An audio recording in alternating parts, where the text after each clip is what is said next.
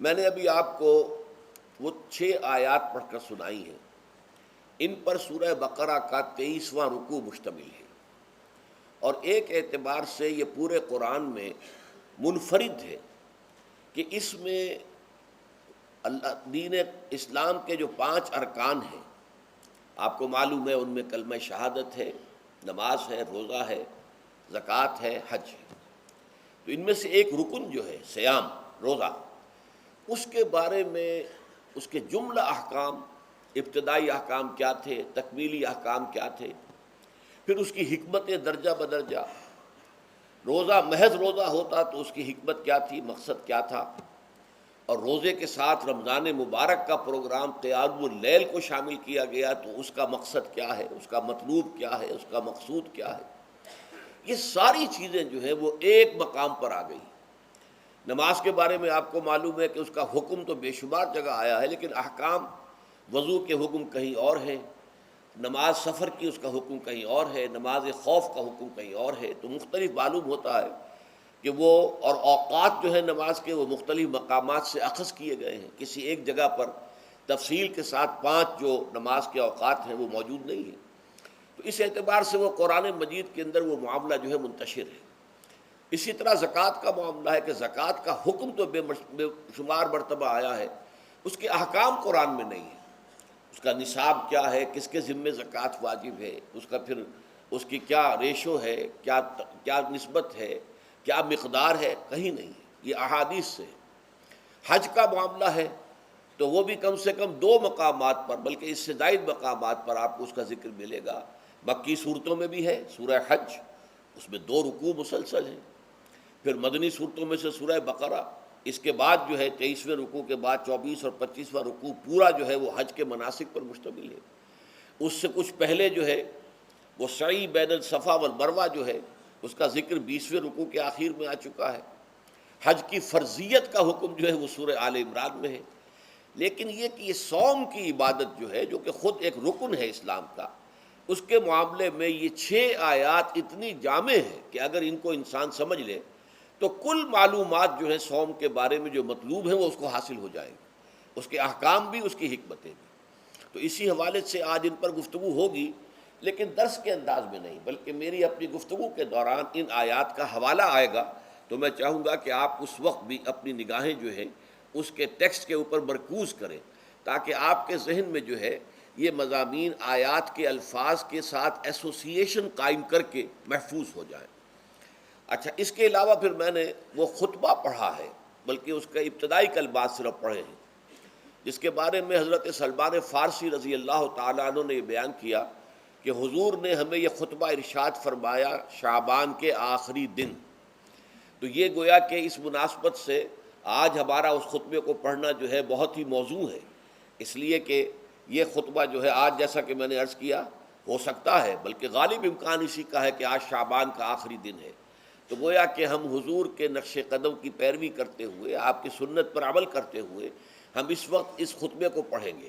یہ خطبہ جو ہے اس کا مکمل ترجمہ جو تازہ ایشو ہے ندائے خلافت کا، اس میں سرورق پر درج کر دیا گیا نمایاں طور پر۔ پھر ہم نے ایک 4 ورقے کی حیثیت سے کتابچے کی شکل میں بھی اس کو شائع کیا ہے، بدقسمتی سے اس کا اہتمام نہیں ہو سکا کہ وہ یہاں سب کے لیے پیش کیا جاتا، لیکن یہ کہ کچھ نہ کچھ نسخے اس کے یہاں آئے ہیں، اس میں بھی یہ پورا خطبہ درج ہے۔ پھر ایک ناشر نے، جن کا تعلق ایسے تنظیم اسلامی کے ساتھ ہے، اس کو خوبصورت انداز میں شائع کیا ہے 4 ورقے کو، لیکن اس کی انہوں نے قیمت رکھی ہے کہ اس کے 10 نسخے 10 روپے میں آپ کو مل جائیں گے، تاکہ آپ زیادہ سے زیادہ لیں اور تاکہ لوگوں میں تقسیم کریں، تاکہ وہ ذہنی تیاری جو ہے، ذہنی اور قلبی اور روحانی، رمضان مبارک کی برکات سے صحیح طور پر مستفید ہونے کے لیے اس میں آپ کے دوست، اعزاء و قارب، رشتہ دار بھی شریک ہو سکیں۔ میں سب سے پہلے اب آغاز کر رہا ہوں اسی خطبے کے ان الفاظ سے کہ جو یہاں پر درج ہیں، آپ بھی اس کی متن پر نگاہ رکھیے۔ ان سلمان الفارسی رضی اللہ عنہ، حضرت سلمان فارسی رضی اللہ تعالی عنہ سے یہ روایت ہے۔ حضرت سلمان آپ کو معلوم ہے کہ ایران میں پیدا ہوئے، اور ان کے والد جو ہیں وہ آتش کدے کے بڑے ذمہ دار آدمی تھے، لیکن ان کو نفرت پیدا ہوئی کہ یہ آگ ہم خود جلاتے ہیں، ایندھن اس میں نہ ڈالیں تو بجھ جاتی ہے، ہم کیسے اس کے سامنے ہاتھ جوڑ کر کھڑے ہو جائیں، اس سے دعائیں مانگیں۔ بہرحال اس بنا پر جو بھی چپقلش ہوئی تو جیسے حضرت ابراہیم علیہ السلام کو ان کے والد نے گھر سے نکال دیا تھا، انہیں بھی گھر سے نکلنا پڑا، جیسے حضرت ابراہیم نے پھر ہجرت کی تھی اور وہ عراق سے جو ہے شام کی طرف منتقل ہوئے تھے، تو یہ ایران سے شام کی طرف منتقل ہوئے، وہاں جا کر انہوں نے عیسائیت کا مذہب اختیار کیا، راہبوں کے پاس رہے، آخری راہب جس کے پاس تھے زیر تربیت و تعلیم تھے، تو جب اس کے انتقال کا وقت آیا تو انہوں نے کہا کہ مجھے تو ابھی تشفی نہیں ہوئی پورے طور سے، آپ نے بہت کچھ سکھایا ہے، بہت کچھ سمجھایا ہے اور میں نے آپ سے بہت کچھ فیض حاصل کیا ہے، لیکن ابھی تو مجھے تشفی نہیں ہوئی، اب آپ کا انتقال ہو رہا ہے، میں آپ کے بعد کس کے پاس جاؤں؟ تب اس نے کہا کہ میرا علم مجھے بتاتا ہے کہ نبی آخر الزمان کا ظہور اب قریب ہے اور وہ جنوب میں کھجوروں کی سرزمین میں ہوگا، تو تم جاؤ، ٹرائی یور لک، جاؤ دیکھو شاید قسمت تمہیں ان کے قدموں میں پہنچا دے۔ تو وہ وہاں سے روانہ ہوئے ایک قافلے کے ساتھ، قافلے پر ڈاکوؤں نے حملہ کیا، انہیں پکڑ کر غلام بنا لیا، غلام بنا کر بیچ دیا، لیکن یہ دیکھیے قسمت ان کی کہ مدینے کے ایک یہودی نے خرید لیا، اب مدینے پہنچ گئے، اب وہاں خبریں انہیں مل رہی ہیں کہ مکے میں کسی صاحب نے دعویٰ کیا ہے نبوت کا، لیکن ان کے پاؤں میں تو غلامی کی بیڑیاں، یہ مکے تو نہیں جا سکتے۔ تو میں کہا کرتا ہوں کہ یہ اس شخص کی قسمت ہے کہ جیسے ہم کہتے ہیں کہ پیاسا کنویں کے پاس جایا کرتا ہے، کنواں تو پیاسے کے پاس نہیں آتا، لیکن یہاں کیا ہوا، کنواں چل کر پیاسے کے پاس پہنچا ہے، محمد الرسول اللہ صلی اللہ علیہ وسلم ہجرت فرما کر مدینے تشریف لے آئے۔ تب انہوں نے اپنے آقا سے ایک روز کچھ تھوڑی سی کھجوریں مانگی، لیں اور اجازت طلب کی اور جا کر حضور کی خدمت میں پیش کی، کیونکہ اس نے یہ بتایا تھا راہب نے کہ وہ ہدیہ تو قبول کر لیں گے، صدقات قبول نہیں کریں گے، صدقہ قبول نہیں کریں گے۔ تو اسی امتحان کے لیے جا کر حضور کی خدمت میں وہ کھجوریں پیش کی، حضور نے پوچھا کیا ہے، عرض کیا صدقہ، فرمایا نہیں میں صدقہ قبول نہیں کرتا، یہ غربا کا حق ہے، دے دو، تقسیم کر دو۔ پھر کچھ عرصے کے بعد پھر کچھ کھجوریں لی ہوں گی اپنے اس آقا سے، پھر پہنچے، پھر جب حضور نے پوچھا کیا ہے، عرض کیا کہ یہ ہدیہ، آپ نے فرمایا ہاں ٹھیک ہے، ہدیہ میں قبول کرتا ہوں، تو فوراً قدموں میں گر گئے، ایمان لے آئے۔ اور ان کا معاملہ جو ہے یہ بھی جان لیجئے کہ یہ فقراء صحابہ میں سے تھے جو کوئی کام نہیں کرتے تھے، ہمہ وقت حضور کے ساتھ رہنا، اور اس اعتبار سے حضور نے ان کے بارے میں یہ بھی کہا ہے کہ سلمان و منا من اہل البیت، سلمان جو ہے وہ ہمارے اہل بیت میں شامل ہے رضی اللہ تعالی عنہ۔ ان کی روایت ہے قال خطبنا رسول اللہ صلی اللہ علیہ وسلم، تو وہ فرماتے ہیں کہ ہمیں خطبہ ارشاد فرمایا نبی اکرم صلی اللہ علیہ وسلم نے شعبان کے آخری دن، فقال، اور فرمایا یا ایھا الناس، اے لوگو، قد اظلکم شہر عظیم، تم پر ایک عظمتوں والا مہینہ سایہ فگن ہو گیا ہے، ظل کہتے ہیں سائے کو، اظلکم تم پر سایہ فگن ہو گیا ہے، ایک بہت عظمتوں والا مہینہ۔ اب دیکھیے یہ وہی ہے بات جو انگریزی کے محاورے میں ہے کہ coming events cast their shadows before, آنے والے واقعات کا ایک سایہ سا پہلے سے پڑ جاتا ہے۔ تو ابھی مہینہ شروع نہیں ہوا رمضان مبارک کا، لیکن وہ آیا چاہتا ہے، تو گویا کہ اس کا ایک سایہ پہلے آ گیا ہے، جس کو حضور فرما رہے ہیں کہ تم پر سایہ کر لیا ہے ایک ایسے مہینے میں کہ جو بہت عظمتوں والا ہے۔ شہر مبارک، وہ مہینہ بہت برکتوں والا ہے۔ شہر فیہ لیلۃ خیر من الف شہر، یہ وہ مہینہ ہے کہ جس میں ایک رات وہ بھی ہے کہ جو 1000 مہینوں سے افضل ہے۔ اور یہ ظاہر بات ہے قرآن مجید کی صورت ہے مکمل، انا انزلناہ فی لیلۃ القدر وما ادراک ما لیلۃ القدر لیلۃ القدر خیر من الف شہر، اس کی طرف اشارہ ہے۔ اب اس کے بعد جو جملہ ہے جعل اللہ صیامہ فریضۃ، اللہ نے اس مہینے کا روزہ رکھنا فرض قرار دے دیا ہے۔ وقیام لیلہ، ایک تو قیام اللیل کے لفظ پر غور کیجیے، اور اس کی راتوں کے دوران کھڑے رہنے کو تطوعاً، آزاد مرضی پر چھوڑ دیا ہے۔ تو گویا کہ اس رمضان مبارک کے 2 پروگرام ہیں، ایک پروگرام دن سے متعلق ہے وہ ہے روزہ، اور ایک قیام رات سے متعلق ہے اور وہ ہے قیام اللیل۔ دن کا پروگرام فرض ہے، رات کا پروگرام فرض نہیں ہے، لیکن ایک طرح کی تشویق اور ترغیب، اس کے لیے جو ہے تحریص، یہ موجود ہے ورنہ تو یہ ہے کہ ہر رات جو ہے اس میں تہجد آپ پڑھیں، رات کو کھڑے رہیں، وہ اللہ تعالیٰ کو بہت پسندیدہ ہے۔ تہجد حضور کے لیے تو فرض کے درجے میں رہی ہے، لیکن عام مسلمانوں پر فرض نہیں ہے۔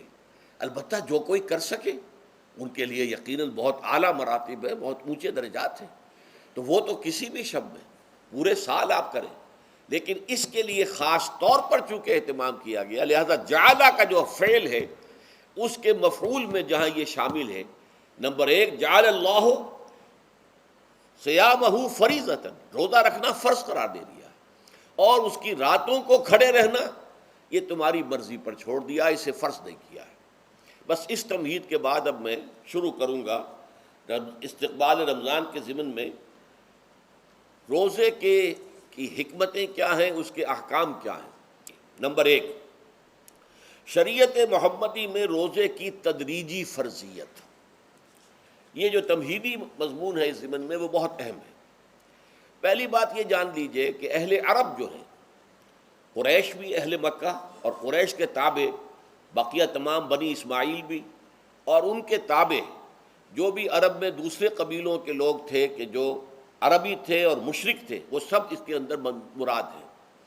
تو فرمایا گیا کہ ان لوگوں میں روزے کی عبادت معروف نہیں تھی۔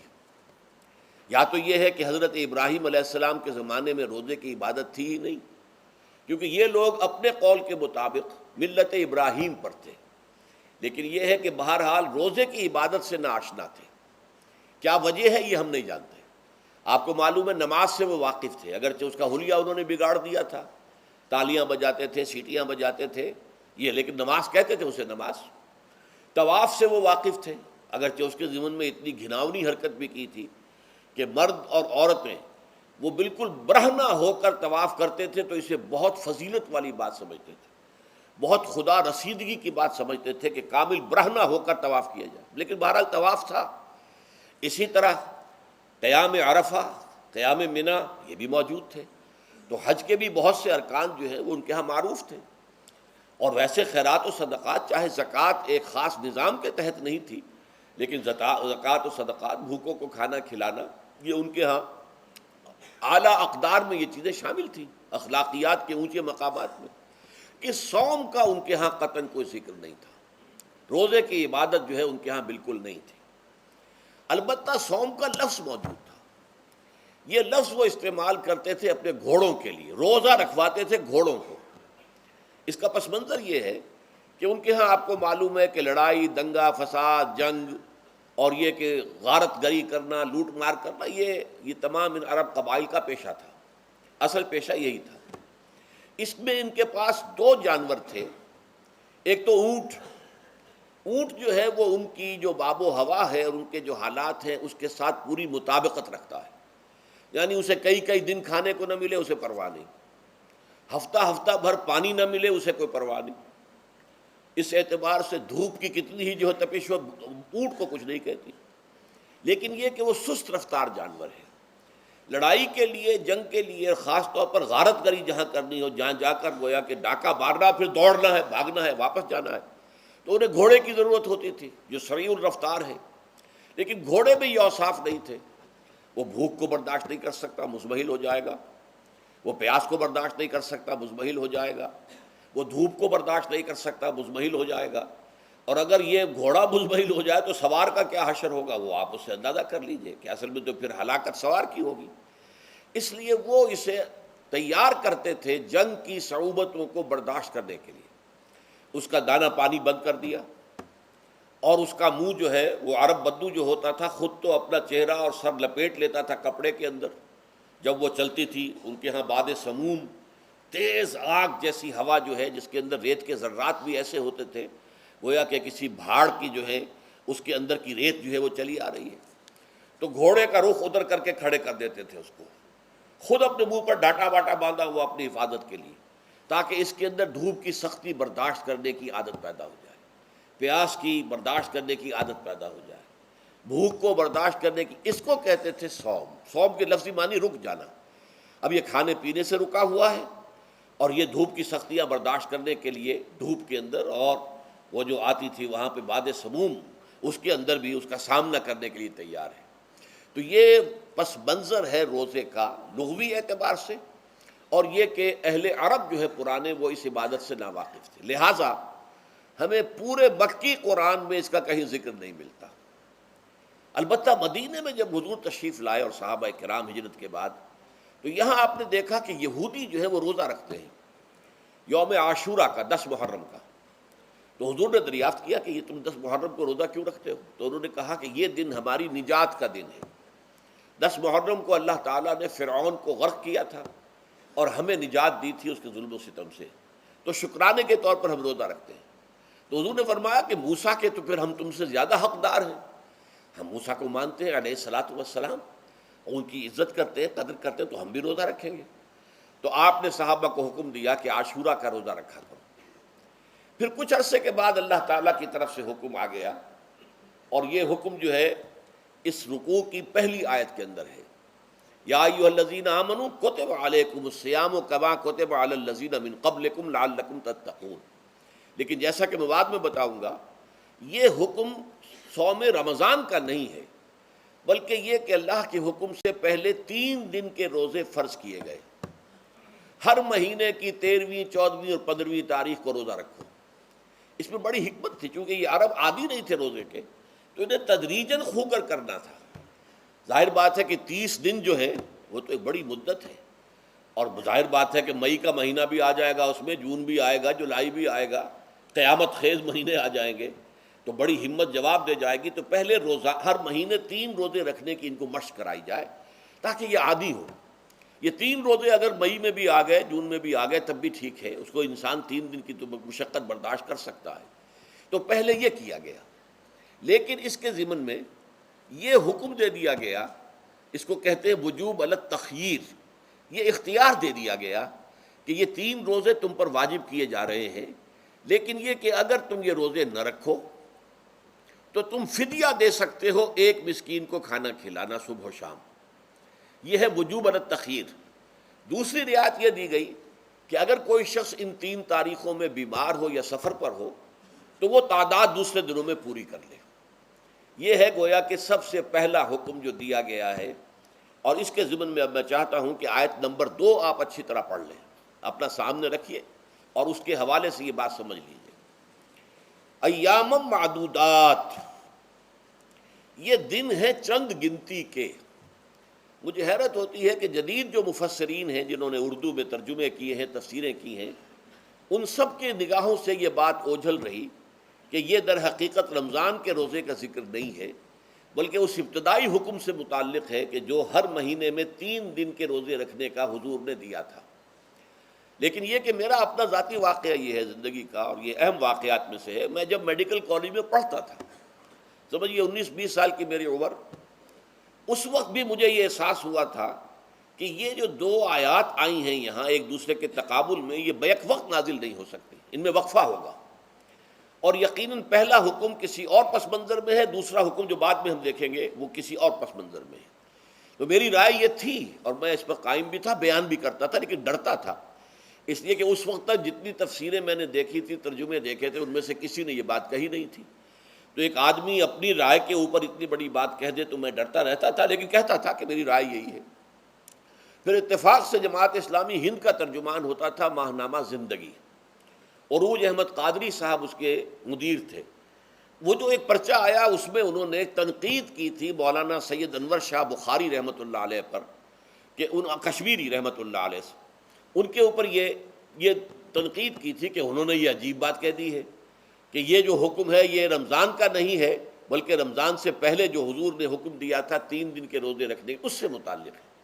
اب مجھے اس کے اوپر پورا اطمینان ہو گیا کہ اگر سید محمد انور شاہ کاشمیری رحمۃ اللہ علیہ کی رائے یہ ہے تو متفق گردید رائے بو علی بارائے من، مجھے اب اس سے زیادہ اور کسی سند کی ضرورت نہیں۔ بعد میں نے جب تفسیر کبیر امام رازی رحمۃ اللہ علیہ کی اس کا بھی مطالعہ شروع کیا تو میں حیران ہوا کہ سلف میں تو یہ رائے کثرت سے موجود تھی۔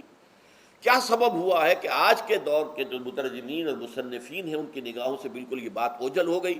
اس معاملے کو میں حل آج تک نہیں کر سکا، لیکن اب میں پورے تیقن سے آپ سے کہہ رہا ہوں کہ یہ جو پہلی 2 آیتیں ہیں ان کا تعلق صوم رمضان سے نہیں ہے، بلکہ ان کا تعلق ہے وہ 3 دن کی. اس کی سب سے بڑی دلیل اس کے اندر موجود ہے ایام معدودات، گنتی کے چند دن. اب 30 یا 29 دن جو ہے وہ گنتی کے چند دن نہیں ہو سکتے، وہ اچھی بڑی تعداد ہے.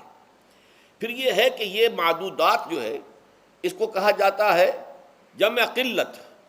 یہ زیادہ سے زیادہ 9 پر اس کا اطلاق ہوتا ہے، اس وزن پر جو جمع آتی ہے.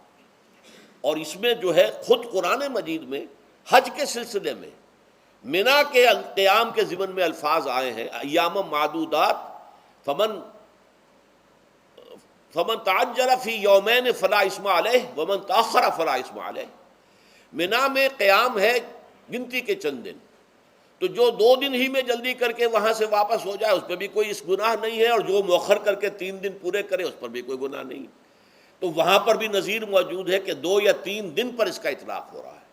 تو یہاں پر ایام معدودات سے لازماً یہ مراد ہے کہ یہ 3 دن جو ہے ہر مہینے میں 13ویں 14ویں 15ویں در حقیقت اس روزے سے متعلق یہ آیت آ رہی ہے.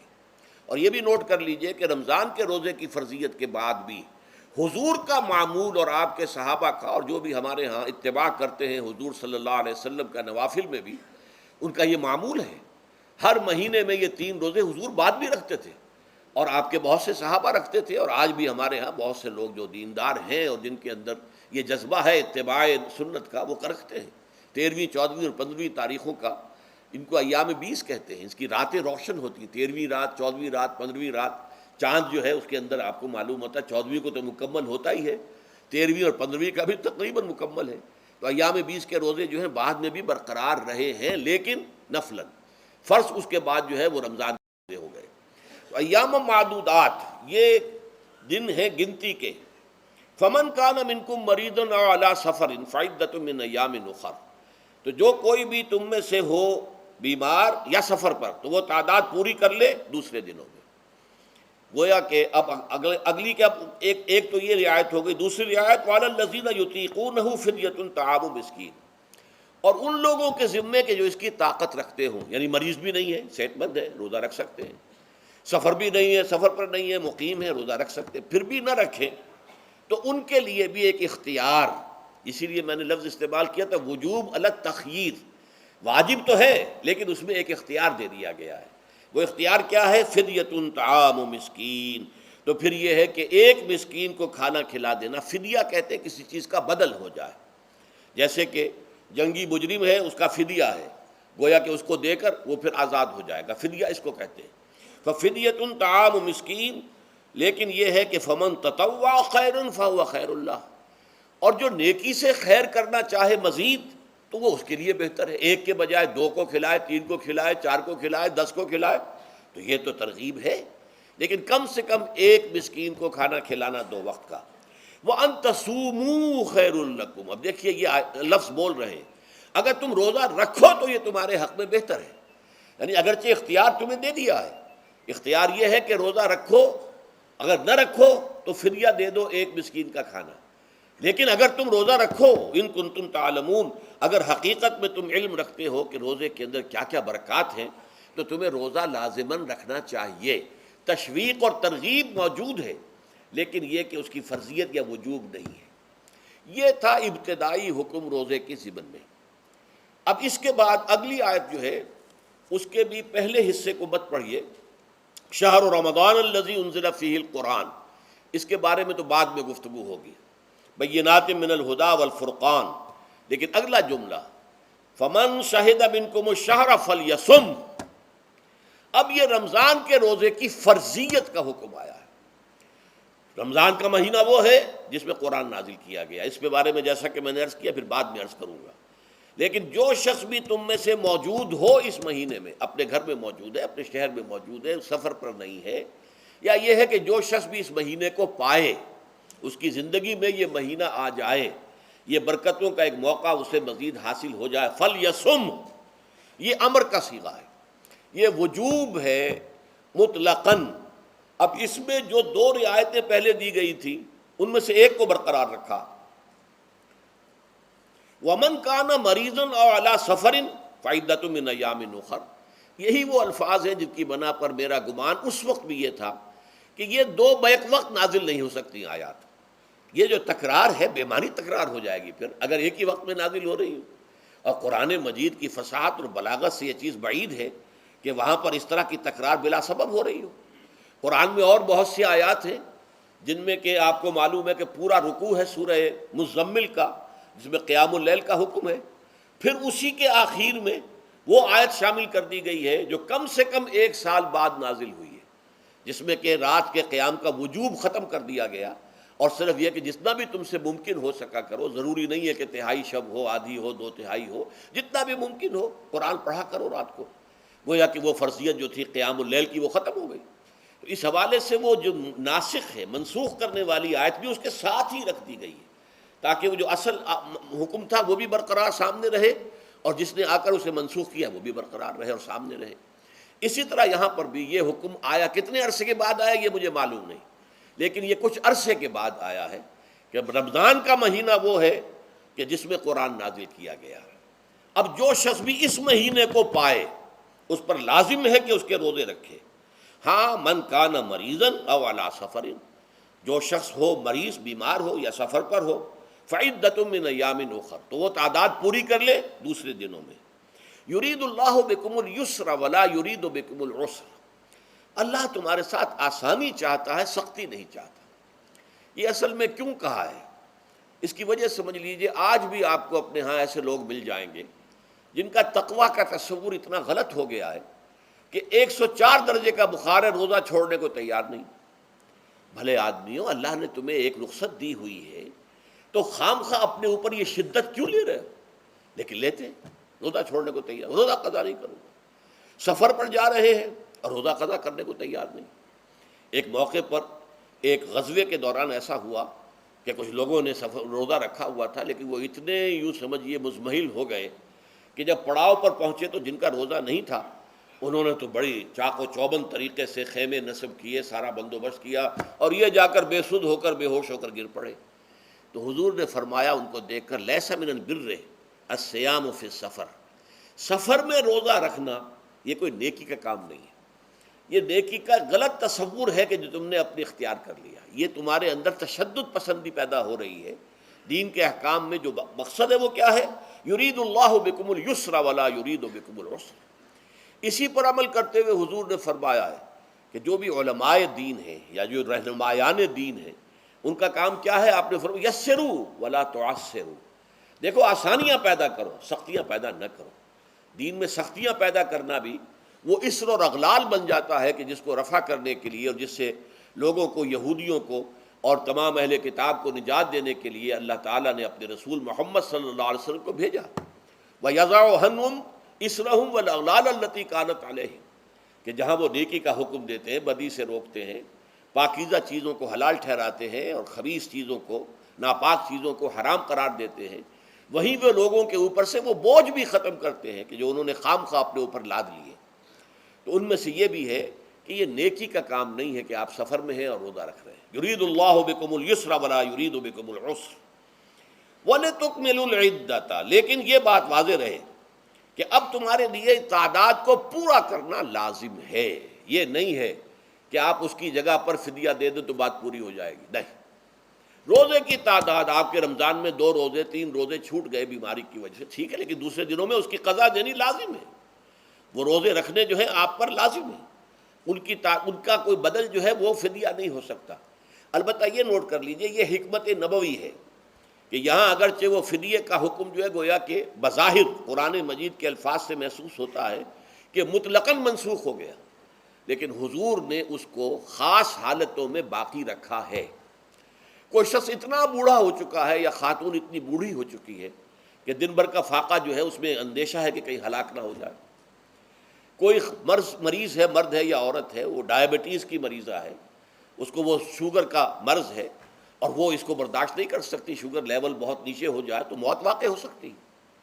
کوئی ایسا مریض ہے جس کو مرض سے شفا پانے کی اب کوئی امید ہے ہی نہیں کہ میں مرض سے شفا پا جاؤں گا یا پا جاؤں گی تو اس کے بعد میں روزہ مکمل کر دوں گی، نہیں.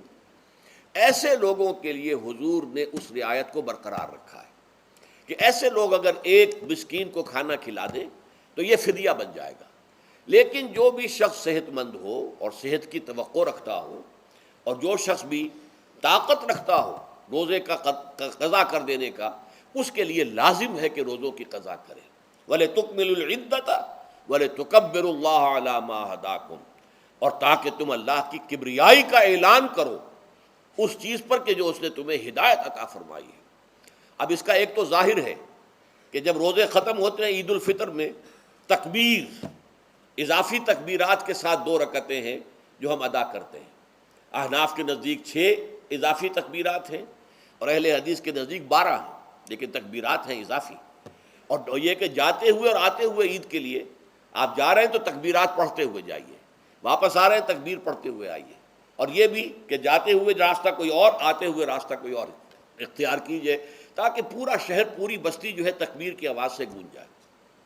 یہ ظاہر ہے۔ باطن اس کا کیا ہوگا؟ اللہ کی کبریائی کا اعلان کرو، اللہ کی کبریائی کو نافذ کرنے کی کوشش کرو۔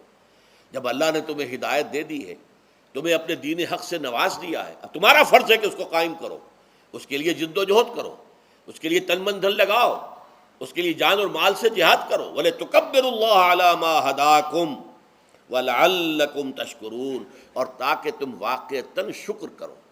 اس پر بھی گفتگو بعد میں ہوگی۔ یہ حکمت صوم کے حوالے سے ہے یہ لفظ۔ اس کے بعد جو ہے ایک آیت چھوڑ کر پھر اگلی 5ویں آیت پڑھیے۔ یہ ہے تکمیلی احکام۔ ابتدائی احکام آ گئے، نمبر 2 میں صوم رمضان کا حکم آ گیا۔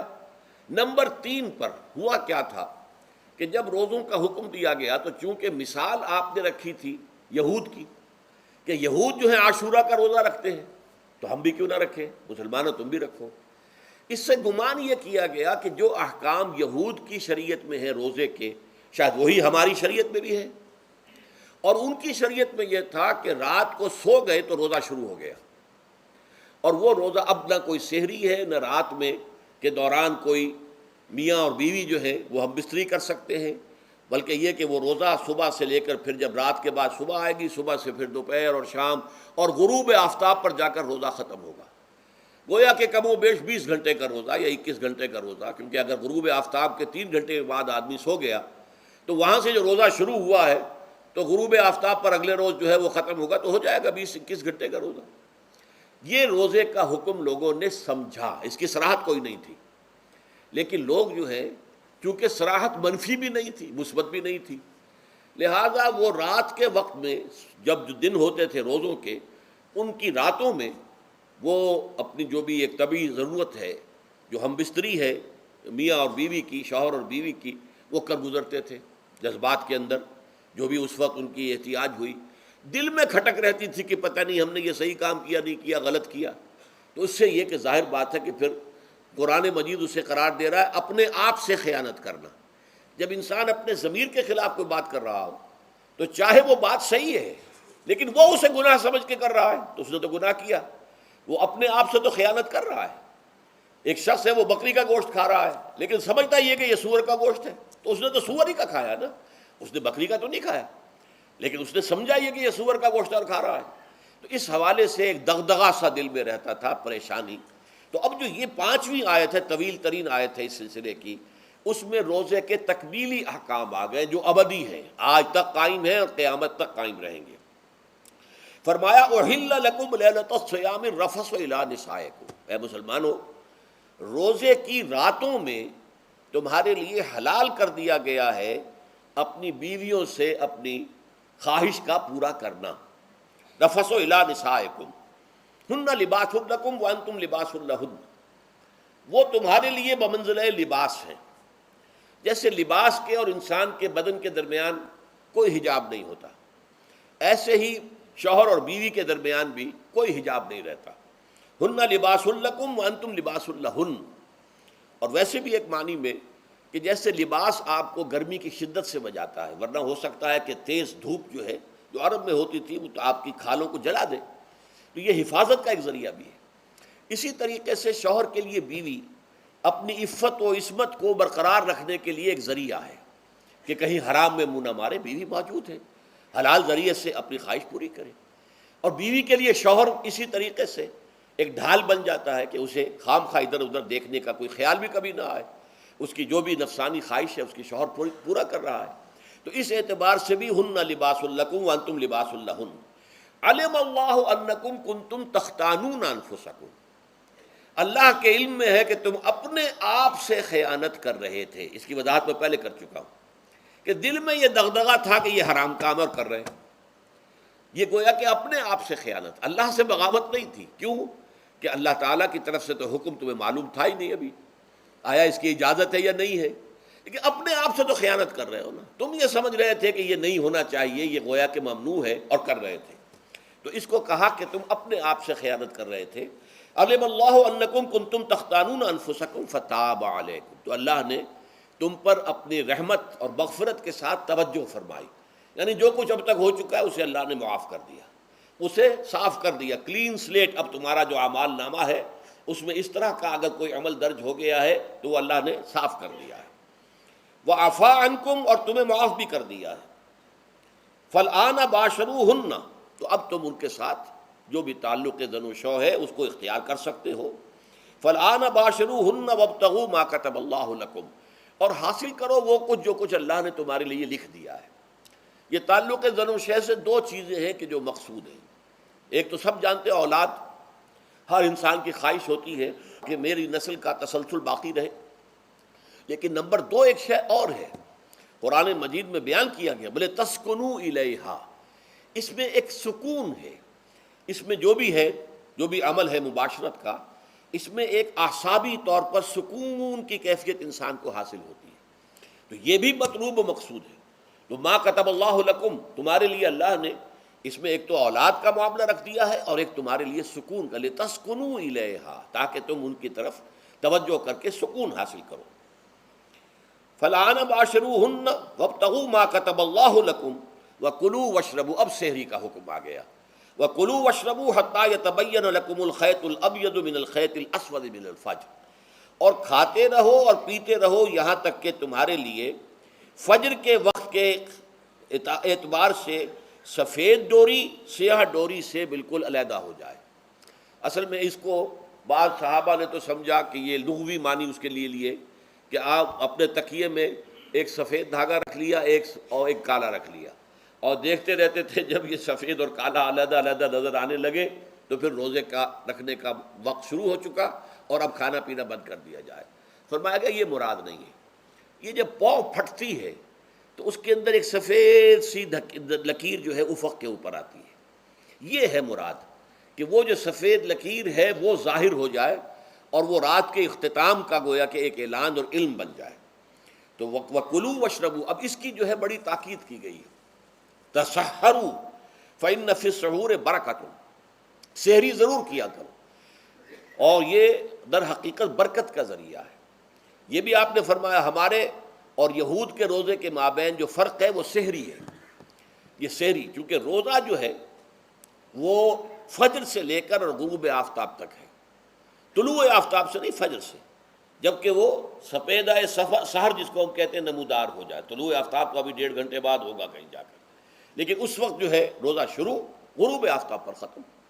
اس حوالے سے اس سے پہلے کھانا پینا، اور اس میں بھی فرمایا گیا کہ بعض لوگ بہت زیادہ احتیاط کرتے ہیں، وہ صحیح نہیں ہے، اس لیے کہ فجر کے لیے اذان جب دیتے تھے تو اس میں بعض حضرات ذرا جلدی کرتے تھے، حضور نے فرمایا کہ نہیں دیکھو یہ ذرا جلدی کر دیتے ہیں، اگر تم میں سے کسی کے ہاتھ میں پیالہ ہے، ابھی وہ کچھ کھا رہا ہے، اذان ہو گئی ہے، تو وہ اپنا پیالہ پورا کر لے، اس میں بھی تشدد کی ضرورت نہیں، جیسے کہ اس سے پہلے ہم پڑھ چکے یسروا ولا تعسروا، یرید اللہ بکم الیسر ولا یرید بکم العسر، اللہ تمہارے ساتھ آسانی چاہتا ہے، سختی نہیں چاہتا۔ تو اسی طرح فرمایا وَكُلُوا وَاشْرَبُوا حَتَّى يَتَبَيَّنَ لَكُمُ الْخَيْطُ الْأَبْيَضُ مِنَ الْخَيْطِ الْأَسْوَدِ مِنَ الْفَجْرِ ثُمَّ أَتِمُّوا الصِّيَامَ إِلَى اللَّيْلِ، پھر اب روزے کو پورا کرو رات تک۔ إِلَى اللَّيْلِ میں پھر بڑی بحثیں ہوئی ہیں، اس لفظ کی مناسبت سے اہل تشیع اس کے قائل ہیں کہ جب کہ خوب اندھیرا ہو جائے، لیکن اہل سنت کا اجماع ہے کہ غروب آفتاب اس سے مراد ہے، اس لیے کہ آغاز رات کا غروب آفتاب کے ساتھ ہے، اور اس میں بھی احادیث کے اندر آیا ہے کہ تعجیل کرنی چاہیے۔ بعض لوگ وہی جو میں نے عرض کیا کہ تقویٰ کے تحت جو ہے، جیسے کہ سفر میں بھی روزے رکھتے ہیں، یا 104 بخار کے درجے میں بھی وہ روزہ قضا کرنے کو تیار نہیں ہوتے، ایسے ہی وہ تاخیر کرتے ہیں اپنے تقوی کے حساب سے، کہیں ایسا نہ ہو، کوئی غلطی نہ ہو جائے، کہیں یہ نہ ہو جائے، کہیں وہ نہ ہو جائے، تو پھر اس کے اندر وہ افطار میں، تو آپ نے فرمایا کہ قوم جو ہے اسی وقت صحیح رہے گی جب کہ وہ افطار میں عجلت سے کام لے، یعنی سحری کے اندر بہت زیادہ جلدی کرنے کی ضرورت نہیں، اگر اذان ہو رہی ہے اس کے دوران بھی اگر کچھ کھا پی رہے ہو تو کھا پی لو، مکمل کر لو۔ اسی طریقے سے افطار کے اندر جو ہے وہ تاخیر کرنے کی ضرورت نہیں، سورج کے غروب کے ساتھ افطار کر لو۔ وَلَا تُبَاشِرُوهُنَّ وَأَنْتُمْ عَاكِفُونَ فِي الْمَسَاجِدِ، ہاں اپنی بیویوں سے تم مباشرت نہ کرو، تعلق زن و شوق قائم نہ کرو جب کہ تم مسجدوں کے اندر معتکف ہو۔ یہ اعتکاف کا ذکر ہو گیا۔ رمضان کے آخری عشرے میں یہ اعتکاف جو مسنون ہے کہ 21ویں شب سے شروع ہو جائے گا، یعنی 20واں روزہ ختم ہوا اس کے ساتھ یہ اعتکاف شروع ہو گیا، اور پھر اعتکاف مسنون جو ہے وہ جب تک کہ چاند نظر نہ آ جائے شوال کا، عید کا، تو اس وقت تک یہ اعتکاف جاری رہے گا۔ یہ ہے مسنون اعتکاف۔ اس کی کیا حکمت ہے وہ میں بعد میں عرض کروں گا۔ تو یہ حکمت جو ہے اس کے حوالے سے گفتگو بعد میں ہو جائے گی، لیکن یہاں یہ بتا دیا گیا کہ یہ جو رمضان کی 20 راتوں میں اجازت دی گئی ہے اپنی بیویوں کے ساتھ ہم بستری کی، وہ اس معتکف کے لیے نہیں ہے جو مسجد میں معتکف ہے۔ تو ہاں اس کی اہلیہ آ سکتی ہے وہاں ملاقات کے لیے، کسی مشورہ کوئی کرنا ہے بہت ضروری ہے، آ جائے، ملاقات ہو سکتی ہے، لیکن یہ کہ مباشرت نہیں ہو سکتی، وہ حرام ہے۔ فرمایا وَلَا تُبَاشِرُوهُنَّ وَأَنْتُمْ عَاكِفُونَ فِي الْمَسَاجِدِ تِلْكَ حُدُودُ اللَّهِ، یہ اللہ کی حدود ہیں، شریعت اسلامی کی یہ حدود ہیں۔ فَلَا تَقْرَبُوهَا، تو ان کے قریب تک مت جاؤ۔ قرآن مجید میں اس اعتبار سے دو انداز تعبیر ہے کہ اللہ کی حدود ہے فَلَا تَعْتَدُوهَا، یہ اللہ کی حدود ہے، ان سے تجاوز نہ کرو، اس حد کو پھلانگ نہ جاؤ، اس حد سے آگے نہ گزر جاؤ۔ یہاں ہے تقربوہا، اللہ تعالیٰ کی حدود کے قریب تک نہ جاؤ۔ اس کی وجہ ایک حدیث میں بیان کر دی گئی ہے کہ جیسے ہر بادشاہ کی ایک چراگاہ ہوتی ہے، وہ صرف شاہی جو بھی ہیں جانور ہیں ان کے، یا گھوڑے ہیں یا کوئی اور ہیں، ان کے چرنے کے لیے ہے، وہاں پہ کوئی رعایت کا کوئی آدمی اپنی بھیڑ بکریاں وغیرہ نہیں لے جا سکتا۔ وہ حما کہلاتا تھا کہ یہ شاہ کے لیے مخصوص ہے، لکل ملک حمن وحم اللہ محارمہ، اللہ بھی بادشاہ ہے کائنات کا، ارض و سما کا، اس نے بھی جن چیزوں کو حرام کر دیا ہے وہ حما ہے، اس میں داخل نہیں ہونا تمہیں۔ تو فرمایا کہ جو چرواہا اپنی بھیڑوں کو بالکل اس کی آخری حد تک لے جائے گا تو اندیشہ ہے کہ کوئی بھیڑ کوئی بکری چھلانگ لگائے اور اس چراگاہ میں داخل ہو جائے۔ اس لیے کیپ ایٹ اے ڈسٹینس، ایک فاصلے پر رہو۔ احتیاط کا تقاضا یہ ہے کہ اس آخری حد کے قریب نہ جاؤ، فلا تقربوہا، اس کے قریب نہ جاؤ۔ ان حدود کی تو سختی کے ساتھ پابندی کرنی ہے۔ ان کے لیے یہ ہے کہ ان کو نہ صرف یہ کہ ان سے تجاوز نہیں کرنا، بلکہ ان سے ذرا کچھ فاصلے ہی پر اپنے آپ کو رکھنا ہے۔ کذالک یبین اللہ آیاتہ للناس، اسی طریقے سے اللہ تعالیٰ واضح کرتا ہے اپنی آیات کو لوگوں کے لیے، وَلَعَلَّهُمْ يَتَّقُونَ، اور تاکہ وہ پھر تقویٰ کریں، بچیں۔ جب احکام معلوم ہو گئے اب بچنا آسان ہے، جب احکام معلوم نہیں تو اندیشہ ہے کہ کہیں کسی حرام کے اندر جو ہے وہ ملوث ہو جائے۔ جیسے کہ ایک حدیث میں آتا ہے کہ الحلال بین والحرام بین وبینہما مشتبہات، حلال کیا ہے یہ بھی واضح ہے، حرام کیا ہے یہ بھی واضح ہے، البتہ ان دونوں کے مابین کچھ چیزیں ہوتی ہیں متشابہات، پتہ نہیں حلال ہے کہ حرام ہے، تو تم بچو، ان چیزوں سے بھی بچو، اس لیے کہ اس کے اندر حرام ہونے کا اندیشہ ہے نا، لہذا ان سے بھی بچو۔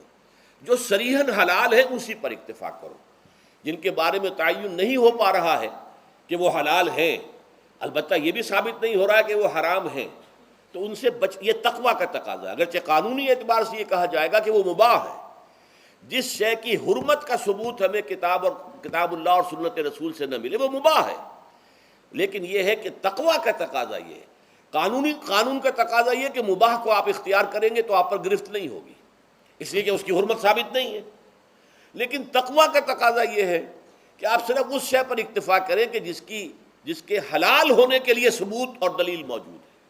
تو یہ ہے کہ تلک حدود اللہ فلا تقربوها کذالک یبین اللہ لکم للناس آیاتہ للناس لعلہم یتقون۔ یہ احکام ہے تکمیلی روزے کے، جس کے ضمن میں میں نے کچھ احادیث نبویہ کے حوالے سے بھی ان کی مزید وضاحت کر دی۔ اب آئیے تیسری بات، روزے کا اصل حاصل کیا ہے۔ اب پہلی آیت پر ہمیں توجہ دینی ہوگی۔ یا ایھا الذین آمنوا کتب علیکم الصیام، اہل ایمان تم پر روزہ فرض کیا گیا، لکھ دیا گیا، طے کر دیا گیا، اگرچہ جیسا کہ میں نے عرض کیا یہ ابتدائی حکم ہے اور اس میں وجوب علی تخییر وہ بعد میں آ چکا دوسری آیت میں، کما کتب علی الذین من قبلکم، جیسے کہ یہ فرض کیا گیا تھا ان پر جو تم سے پہلے تھے، یعنی یہود اور نصارہ، ان پر بھی یہ روزہ جو ہے یہ فرض تھا۔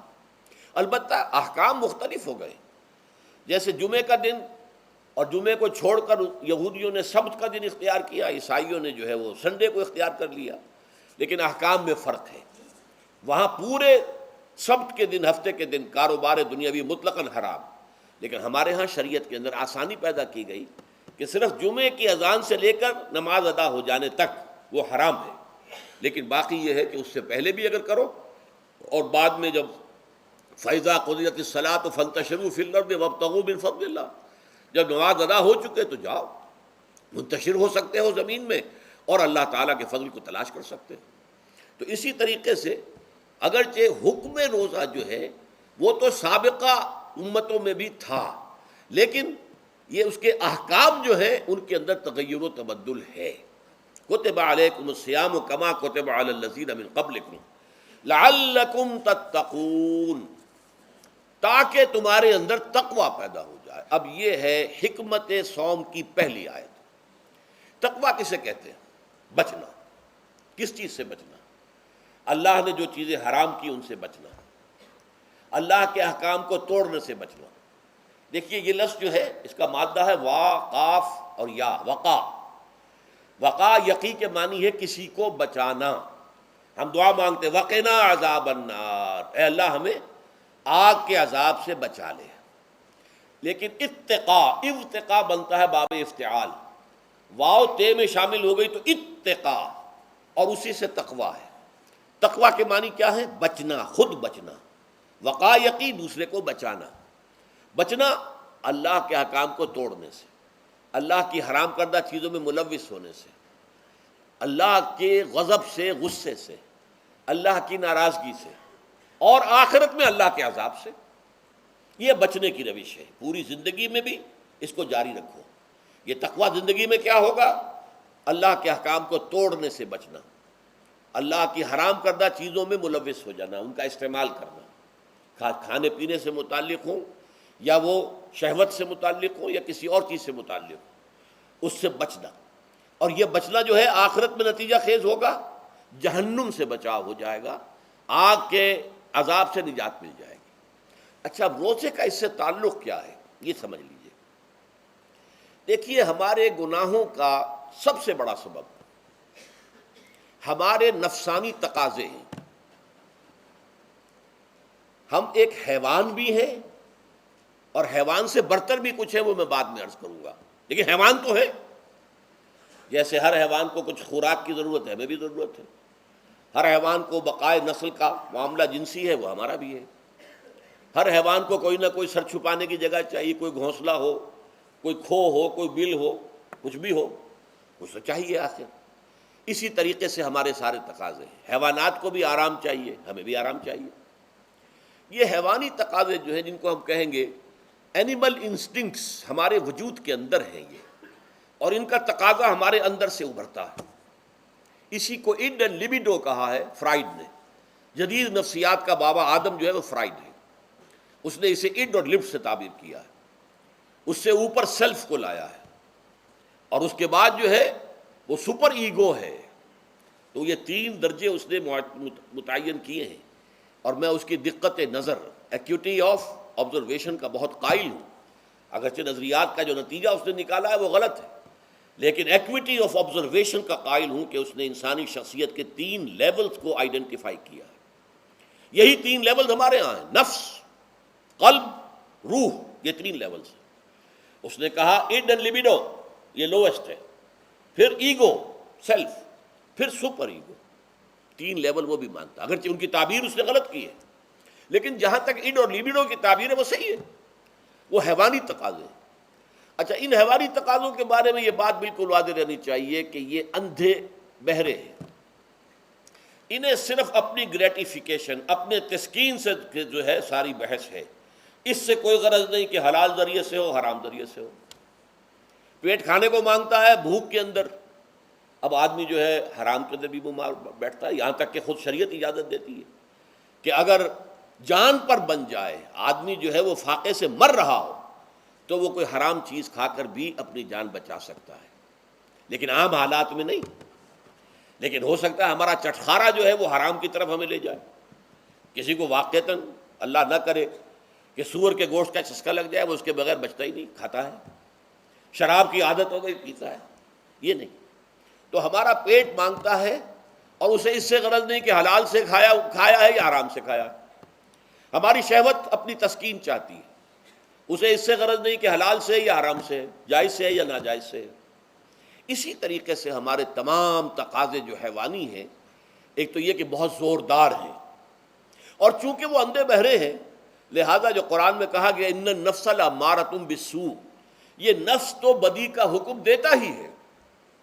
یہ گویا کہ اس کے اندر رجحان جو ہے انہیرنٹ ہے کہ وہ بدی کی طرف انسان کو ترغیب دلاتا ہے، چاہے وہ اپنی ضروریات سے متعلق ہو، چاہے چٹخاروں سے متعلق ہو، چاہے جو بھی لذت اسے درکار ہے اس سے متعلق ہو، چاہے وہ جنسی لذت ہے اور چاہے وہ طعام کی، یعنی جسے ہم کہتے ہیں کہ انسان جو ہے وہ اپنے پیٹ اور فرج کا غلام بن کر رہ جائے، اس لیے کہ جو تقاضا بھی آیا ہے اس کو وہ پورا کر رہا ہے. یہ جو کیفیت انسان کی ہے اس کے لیے ایک مشق جو ہے وہ روزہ فراہم کرتا ہے. روزے کے آپ نے 12 13 14 گھنٹے کا بھی روزہ ہوتا ہے، بعض جگہوں پر 16 17 گھنٹے کا روزہ ہوتا ہے. اس عرصے میں آپ اپنے نفس کو حلال چیزوں سے بھی روکے رکھتے ہیں. اس منہ زور گھوڑے کو جو ہے آپ اس کی لگام کس کر رکھتے ہیں کہ حلال بھی نہیں کھانے دے رہے. بھوک لگی ہوئی یا کھانا بہترین موجود ہے، نہیں کھا سکتے، اللہ کا حکم نہیں ہے، اللہ کی اجازت نہیں. شدید پیاس ہے، بہترین مشروبات فریج میں رکھی ہوئی ہے، نہیں کھا سکتے، نہیں پی سکتے، جائز نہیں ہے، حالانکہ حلال ہے، حرام نہیں ہے. بیوی موجود ہے، یا جیسے کہ لونڈیوں کا معاملہ ہوتا تھا، لونڈی موجود ہے، لیکن نہیں، آپ اپنی شہوت جو ہے وہ اس سے پوری نہیں کر سکتے. یہ پابندیاں نفس کے اوپر لگانا یہ ایک مشق ہے، یہ ایک ریاضت ہے. اس ریاضت کا حاصل یہ ہونا چاہیے کہ انسان بقیہ 11 مہینوں میں اپنے آپ کو حرام سے تو بچائے نا. یہاں وہ حلال سے رکا ہوا ہے اللہ کے حکم سے کہ حلال چیز بھی نہیں کھا رہا، دن بھر نہیں پی رہا، دن بھر نہیں اپنی کوئی شہوت پوری کر رہا، دن بھر حلال ذرائع سے بھی، تو اس سے اس کے اندر یہ ایک اس کو ہم کہیں گے سیلف کنٹرول پیدا ہو جائے، اپنے نفس کو قابو میں کر لے. یہ گویا کہ اس کا سب سے پہلا اس روزے کی ریاضت، روزے کی مشق کے حوالے سے یہ اس کی حکمت ہوئی کہ اس سے کے ذریعے سے انسان میں سیلف کنٹرول پیدا ہو رہا ہے، ضبط نفس. یہاں پہ تھوڑی سی میں وضاحت کر دوں. رہبانیت کے اندر آپ کو معلوم ہے کہ سیلف اینیہیلیشن، انگریزی الفاظ جو ہیں وہ زیادہ بعض لوگوں کے لیے واضح ہوں گے، نفس کشی، نفس کو کچل دینا، ختم کر دینا، مار دینا، یہ رہبانیت میں ہوتا ہے، اسلام میں نہیں ہے. اسلام کا نظام بڑا متوازن ہے. ان لنفسک علیک حقا وان لزوجک علیک حقا وان لزورک علیک حقا. حضور نے فرمایا دیکھو تمہارے نفس کا بھی تم پر حق ہے، اسے مناسب حد تک آرام دینا بھی تمہارے ذمے ہے، اسے غذا بہم پہنچانا بھی تمہارے ذمے ہے. فرق صرف کیا ہے، حلال سے ہو حرام سے نہ ہو. اس کی شہوت کو پورا کرنا بھی تمہارے ذمے ہے، فرق صرف کیا ہے، جائز راستے سے ہو حرام سے نہ ہو. اس کا نام ضبط نفس ہے، سیلف اینیہیلیشن، نفس کو کچل دینا. یہ جو تپسیائیں جو ہیں ہندو سادھو کرتے رہے ہیں، اور جو سب سے زیادہ معاملہ جو ہے وہ جو راہب ہوتے تھے حضرت مسیح علیہ السلام کے پیروکاروں میں، انہوں نے تاریخ کے اندر جو مثالیں دی ہیں اس کا جو ہے اندازہ کرنا مشکل ہو جاتا ہے کہ کس درجے وہ لوگ اپنے نفس کو کچل دیتے تھے، جس کا قرآن مجید میں سورہ حدید میں ذکر بھی ہے. اکثر لوگ تو پابندی نہیں کر سکتے تھے، اپنے اوپر پابندیاں لگانے کے بعد غلط راستوں پر بھی چل پڑتے تھے، لیکن جو لوگ ان پابندیوں کو نبھاتے تھے وہ کس انتہا تک جاتے تھے. کبھی آپ جو ہے ہسٹری آف کرسچن موناسٹسزم پر جو تاریخ کی کتابیں لکھی گئی ان کو پڑھیں تو اندازہ ہوگا. مولانا مودودی نے تفہیم القرآن میں اس کا کچھ حوالے دیے ہیں، اور واقعہ یہ کہ رونگٹے کھڑے ہو جاتے ہیں انسان پر کہ اس درجے میں انہوں نے اپنے نفس کو کچلا تھا. ہمارے صوفیہ کے ہاں بھی بعض ایسی روایات صحیح ہیں یا غلط ہے بیان کی جاتی ہیں، لیکن اسلام کا اصل معاملہ کیا ہے، توازن. اعتدال، تمہارے نفس کا بھی تم پر حق ہے، ان لنفسک علیک حقا، تمہاری بیوی کا بھی تم پر حق ہے، وان لزوجک علیک حقا، اور تمہارا جو بھی کوئی ملاقاتی آئے، کوئی دوست ہے، اس کا بھی زورک علیک حق ہو، زیارت کرنے کے لیے کوئی آیا اس کا بھی حق ہے، ان کے حقوق ادا کرو۔ حضرت عبداللہ ابن عمرو بن العاص رضی اللہ تعالی عنہما صحابہ کرام میں اس اعتبار سے بہت ممیز تھے کہ ان پر عبادت جو ہے، عبادت گزاری کا اتنا غلبہ ہو گیا تھا، ہر روز روزہ رکھتے تھے اور رات کو پوری رات کھڑے رہتے تھے۔ حضور کو اطلاع دی گئی، حضور نے طلب کیا فوراً، آپ نے فرمایا یا عبداللہ الم نخبر، کیا ہمیں یہ خبر نہیں دی گئی انک تصوم الدہر وتقوم اللیل، کہ تو ہمیشہ رات کو کھڑا رہتا ہے نماز میں اور ہر روز روزہ رکھتا ہے۔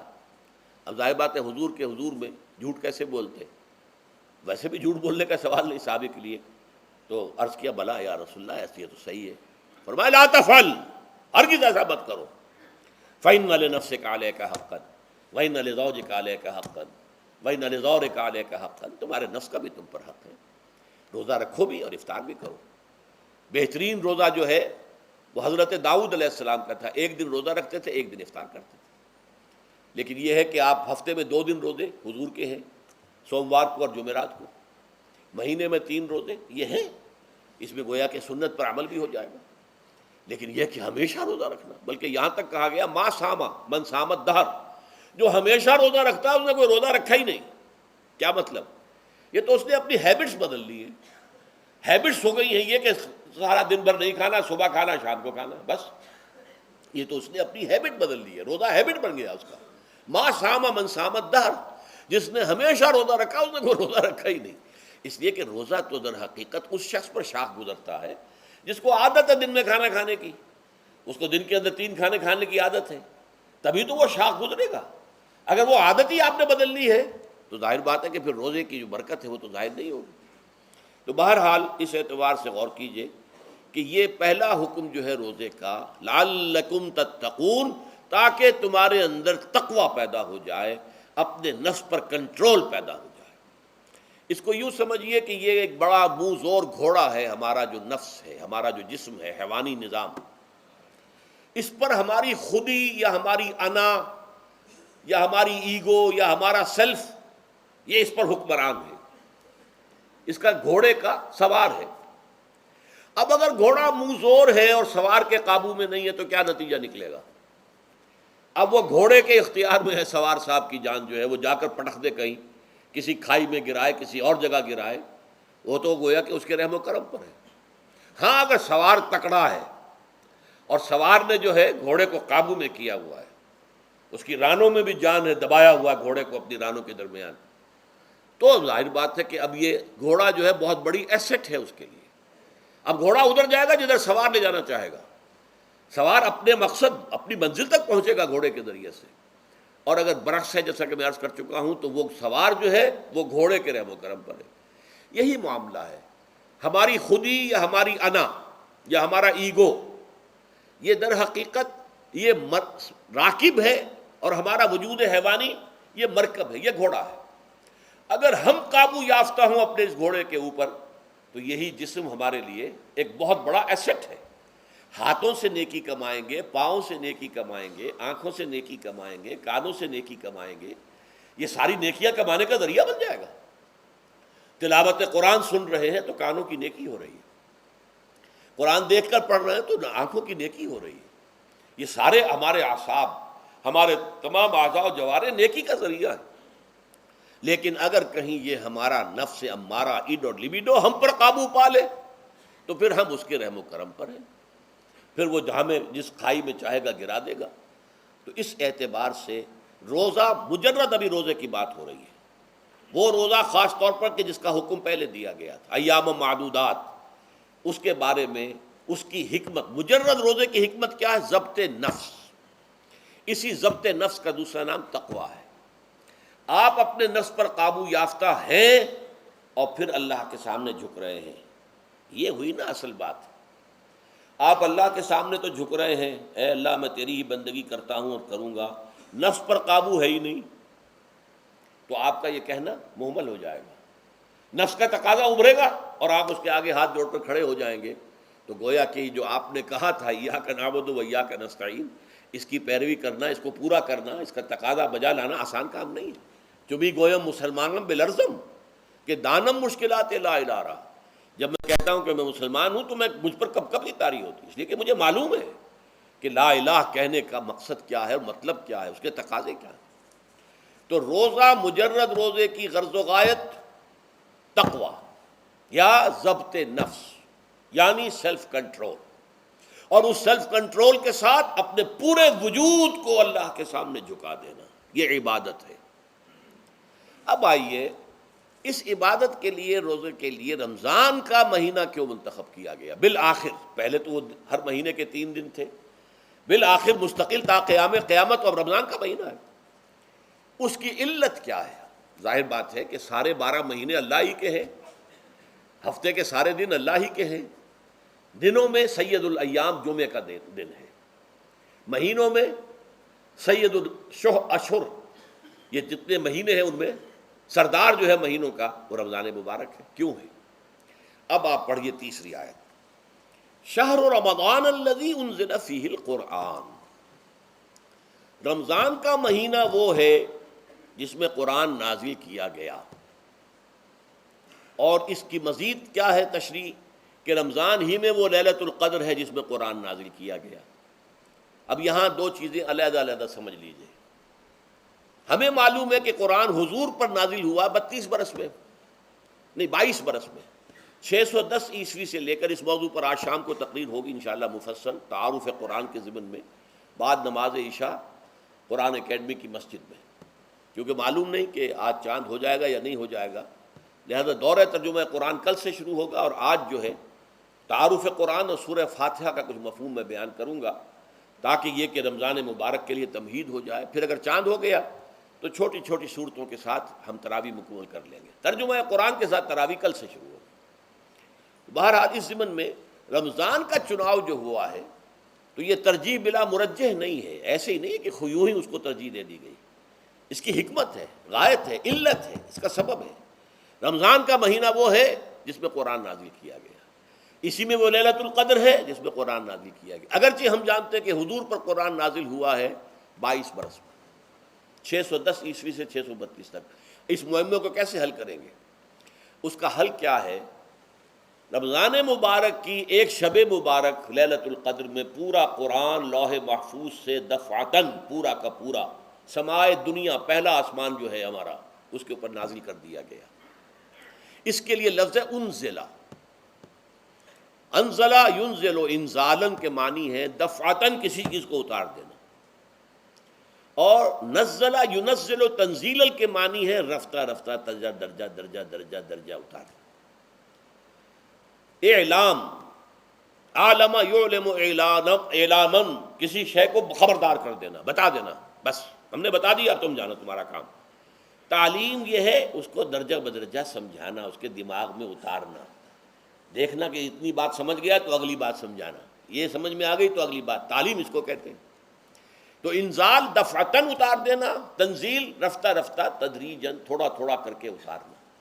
تو حضور پر تنزیل ہوئی ہے، فَإِنَّهُ نَزَّلَهُ عَلَىٰ قَلْبِكَ، جبرائیل نے اس قرآن کو تھوڑا تھوڑا تھوڑا تھوڑا کر کے نزلناہ تنزیلا، رتلناہ ترتیلا، ہم نے تھوڑا تھوڑا کر کے اتارا ہے۔ لیکن لیلۃ القدر میں جو ماہ رمضان مبارک کی شب ہے آخری عشرے کی، اس میں پورا قرآن اتار دیا گیا تھا لوح محفوظ سے سمائے دنیا تک۔ شہر رمضان الذی انزل فیہ القرآن ھدی للناس وبینات من الھدی والفرقان، یہ قرآن کیا ہے، کیا بنا کر نازل کیا گیا؟ یہ حال ہے، یہ لوگوں کے لیے، پوری نوع انسانی کے لیے ہدایت ہے، اور یہ ہدایت بینات کی شکل میں آئی، واضح تعلیمات جن میں کوئی شک و شبے کی گنجائش نہیں، از خود روشن۔ بینہ اسے کہتے ہیں وہ شے جو از خود روشن ہو، جس کو ہم کہتے ہیں کہ آفتاب آمد، دلیل آفتاب، جب سورج طلوع ہو گیا تو اپنے وجود پر وہ خود دلیل ہے، اسے کسی اور دلیل سے ثابت کرنے کی ضرورت نہیں ہے، از خود واضح۔ تو بینات من الہدی، جو قرآن کی بنیادی ہدایت ہے وہ بینات پر مشتمل ہے، واضح چیزیں جو انسان کے لیے، اس کی فطرت کے لیے جانی پہچانی چیزیں ہیں، یہ کوئی باہر کی چیز نہیں آ رہی ہے، اس کے قلب کی گہرائیوں کے اندر یہ سب کچھ موجود ہے، اور اس کی گواہی اس کے قلب کی گہرائیوں سے نکلتی ہے کہ ہاں دیکھنا تقریر کی لذت کے جو اس نے کہا، میں نے یہ جانا کہ گویا یہی میرے دل میں ہے، اس نے تو میرے اپنی فطرت کی ترجمانی کی ہے۔ والفرقان بینات من الہدا والفرقان، یہ بینات کا اطلاق فرقان پر بھی ہو رہا ہے، حق و باطل کے اندر فرق کر دینے والی شے۔ بین صورت میں یہ حق ہے، یہ باطل ہے، یہ جائز ہے، یہ ناجائز ہے، یہ غلط ہے، یہ صحیح ہے۔ یہ ہے قرآن مجید کی عظمت کا بیان۔ ویسے تو عظمت قرآن مجید کے اندر بہت سے مقامات پر آئی ہے اور بڑے ہی پرشکو انداز میں بھی آئی ہے، لیکن یہ اس وقت موقع نہیں ہے اس میں جانے کا۔ یہاں جو قرآن کا تعارف کرایا گیا، ھدی للناس وبینات من الہدی والفرقان، اور یہ رمضان میں نازل کیا گیا، لہٰذا رمضان کا مہینہ جو ہے اس عبادت کے لیے خاص اور مختص کر لیا گیا۔ فمن شہد منکم الشہر فلیصم، تو جو کوئی بھی تم میں سے اس مہینے کو پائے یا اس میں مقیم ہو، وہ لازماً روزہ رکھے۔ میں بیان کر چکا ہوں، یہ وجوب علی العین ہے، اس کے اندر اب اختیار نہیں ہے، لیکن یہ کہ اگر من کان منکم مریضا او علی سفر فعدۃ من ایام اخر۔ اب دیکھیے، یہ جو رمضان مبارک کو منتخب کیا گیا جو نزول قرآن کا مہینہ ہے، تو اس میں ایک دوہرا پروگرام رکھ دیا گیا ہے جو قرآن مجید میں تو واضح طور پر نہیں کہا گیا، اس لیے کہ اگر قرآن میں اس طور سے آ جاتا تو فرض ہو جاتا، اسے تطوعاً رکھا گیا ہے، لہذا اس کا ذکر قرآن میں نہیں ملے گا۔ موجود ہے کہ جب اس مہینے کو چنا ہی اس لیے گیا ہے کہ یہ نزول قرآن کا مہینہ ہے، لہذا اس کے لیے جو ہم نے پڑھا تھا وہ خطبہ، وہ اس کو پلٹ لیجئے۔ جعل اللہ صیامہ فریضۃ وقیام لیلہ تطوعا، اللہ نے اس مہینے کا روزہ رکھنا تو فرض قرار دے دیا ہے، اور اس کا قیام اللیل، راتوں کو کھڑے رہنا، یہ مرضی پر چھوڑ دیا ہے، جو کر سکے، جو بھی ہمت کرے، ترغیب و تشویق ہے۔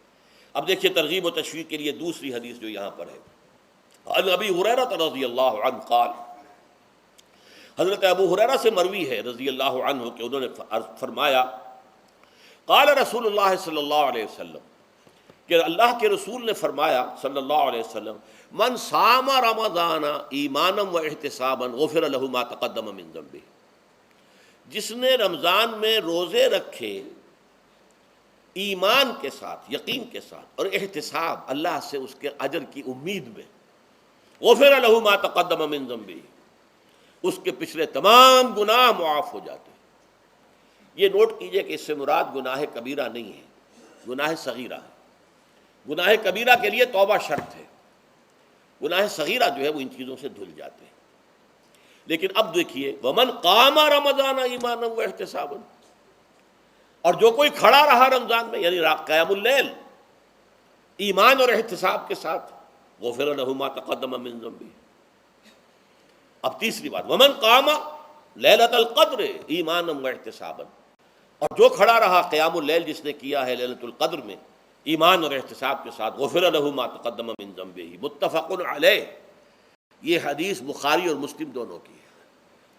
اب یہاں جو بات میں چاہتا ہوں کہ آپ پر واضح ہو جائے، اس حدیث میں دونوں چیزوں کو پیرلل لایا گیا، من قام رمضان، من صام رمضان، پیرلل، بالکل متوازی، ہم وزن اعتبار سے۔ من صام رمضان ایمانا و احتسابا غفر له ما تقدم من ذنبہ، من قام رمضان ایمانا و احتسابا غفر له ما تقدم من ذنبہ۔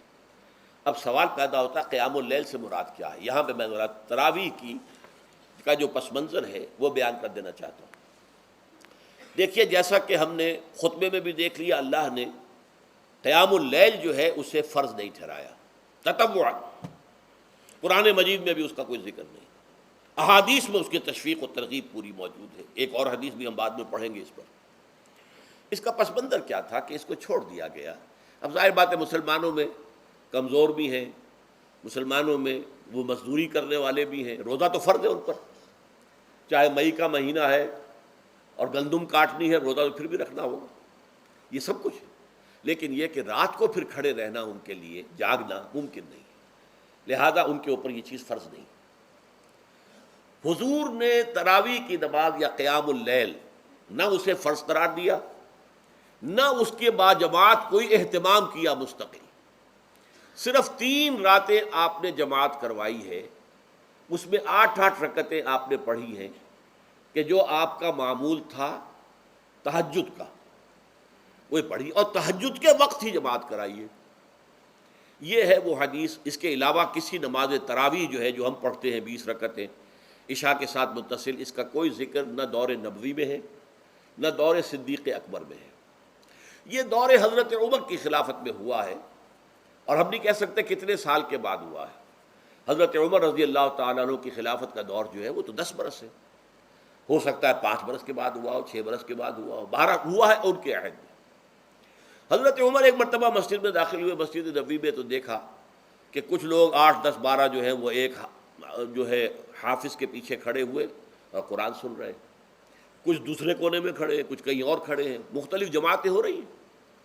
تو انہوں نے سوچا کہ کیوں نہ ان سب کو ایک امام کے پیچھے جمع کر دیا جائے، اور اس کے لیے لوگوں کی سہولت کے لیے عشاء کے ساتھ متصل رکھ دیا جائے، اس لیے کہ تہجد کے وقت اٹھنا جو ہے وہ تو ہر کس و ناقص کا کام نہیں ہے، کہ عشاء کے بعد اگر تھوڑا سا اضافی وقت ہو صرف، تو یہ ہر شخص کر لے گا، مزدور بھی کر لے گا۔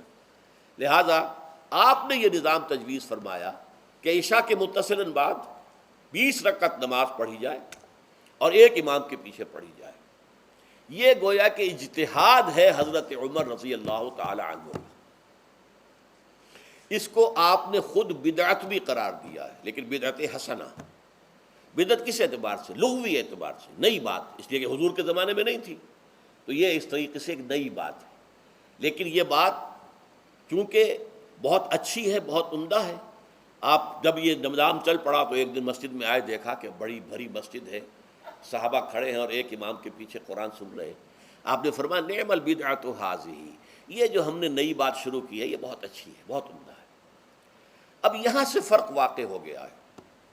ایک تو اہل تشیع جو ہے وہ تو ویسے ہی حضرت عمر سے بہت دشمنی رکھتے ہیں، عناد رکھتے ہیں، تو حضرت عمر کے اجتہادات سے انہیں نفرت ہے، انہیں دوری ہے، چاہے وہ کوئی سا بھی حضرت عمر کا اجتہاد ہو۔ ہمارے ہاں اہل حدیث حضرات بھی در حقیقت حضرت عمر یا کسی اور خلیفہ راشد کے فعل کو وہ سمجھتے ہیں کہ یہ ایگزیکٹو آرڈرز ہیں، یہ ہمیشہ کے لیے نہیں ہے۔ حضرت عمر نے اپنے دور میں ایک نظام قائم کیا، ان کے دور کے لیے ٹھیک تھا، یہ ہمیشہ کے لیے نہیں۔ ہمیشہ کے لیے وہ 8 ہی رکعتوں کے قائل ہیں، وہ تہجد والے، لیکن اس میں بہرحال انہوں نے بھی خود یہ اضافہ کیا ہے کہ وہ 8 رکعتیں وہ عشاء کے ساتھ متصل پڑھتے ہیں، تہجد کے وقت تو نہیں پڑھتے۔ اور حضور نے تو صرف 3 روز جو ہے وہ کرائی تھی جماعت، وہ لوگ 30 دن یا 29 دن پڑھ رہے ہیں، تو اضافہ تو انہوں نے بھی کر دیا، اس نظام میں تبدیلی تو ہو گئی۔ لیکن اہل سنت جو کہلاتے ہیں، ہمارے جو 4 جو ہیں، جو ہمارے مسلک ہیں، حنفی، مالکی، شافعی، حنبلی، ان کا اتفاق ہے اس پر حضرت عمر کا، کیونکہ ان کے سامنے اصول یہ ہے کہ حضور نے فرمایا علیکم بسنتی وسنت الخلفاء الراشدین المہدیین، تم پر لازم ہے کہ میری سنت کو پکڑو مضبوطی کے ساتھ، اور میرے خلفاء راشدین مہدیین جو ہیں ان کی سنت کو پکڑو۔ اس اصول سے یہ چاروں فقہیں جو ہیں حضرت عمر کے اجتہادات جو ہیں ان کو بھی پابندی سمجھتے ہیں کہ تمام عمر کے لیے، قیامت تک کے لیے امت مسلمہ پر ان کی پیروی لازم ہے۔ لہذا اس میں اجماع ہے، اور یہاں تک کہ یہ سب سے آخری جو اس میں مسلک پیدا ہوا ہے زمانی اعتبار سے، سب سے پہلے مسلک جو ہے حنفی پیدا ہوا ہے، پھر مالکی پیدا ہوا ہے، پھر شافعی پیدا ہوا ہے، اور پھر حنبلی آخری ہے۔ اور امام احمد ابن حنبل بہت بڑے محدث بھی ہیں۔ مسند احمد ابن حنبل جو ہے وہ بہت بڑی کتاب ہے، بہت اہم کتاب ہے، جامع کتاب ہے، تو ان کے ہاں بھی 20 رکعتیں ہیں۔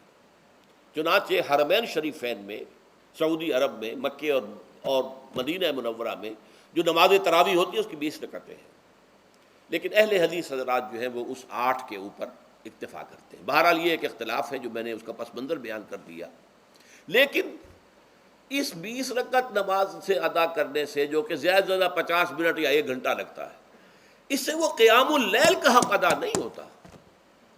قیام اللیل کا تو کچھ اور ہی تقاضا ہے۔ قیام کسے کہتے ہیں؟ یہ سورہ مزمل سے واضح ہوتا ہے، یا ایھا المزمل قم اللیل الا قلیلا نصفہ او انقص منہ قلیلا او زد علیہ ورتل القرآن ترتیلا۔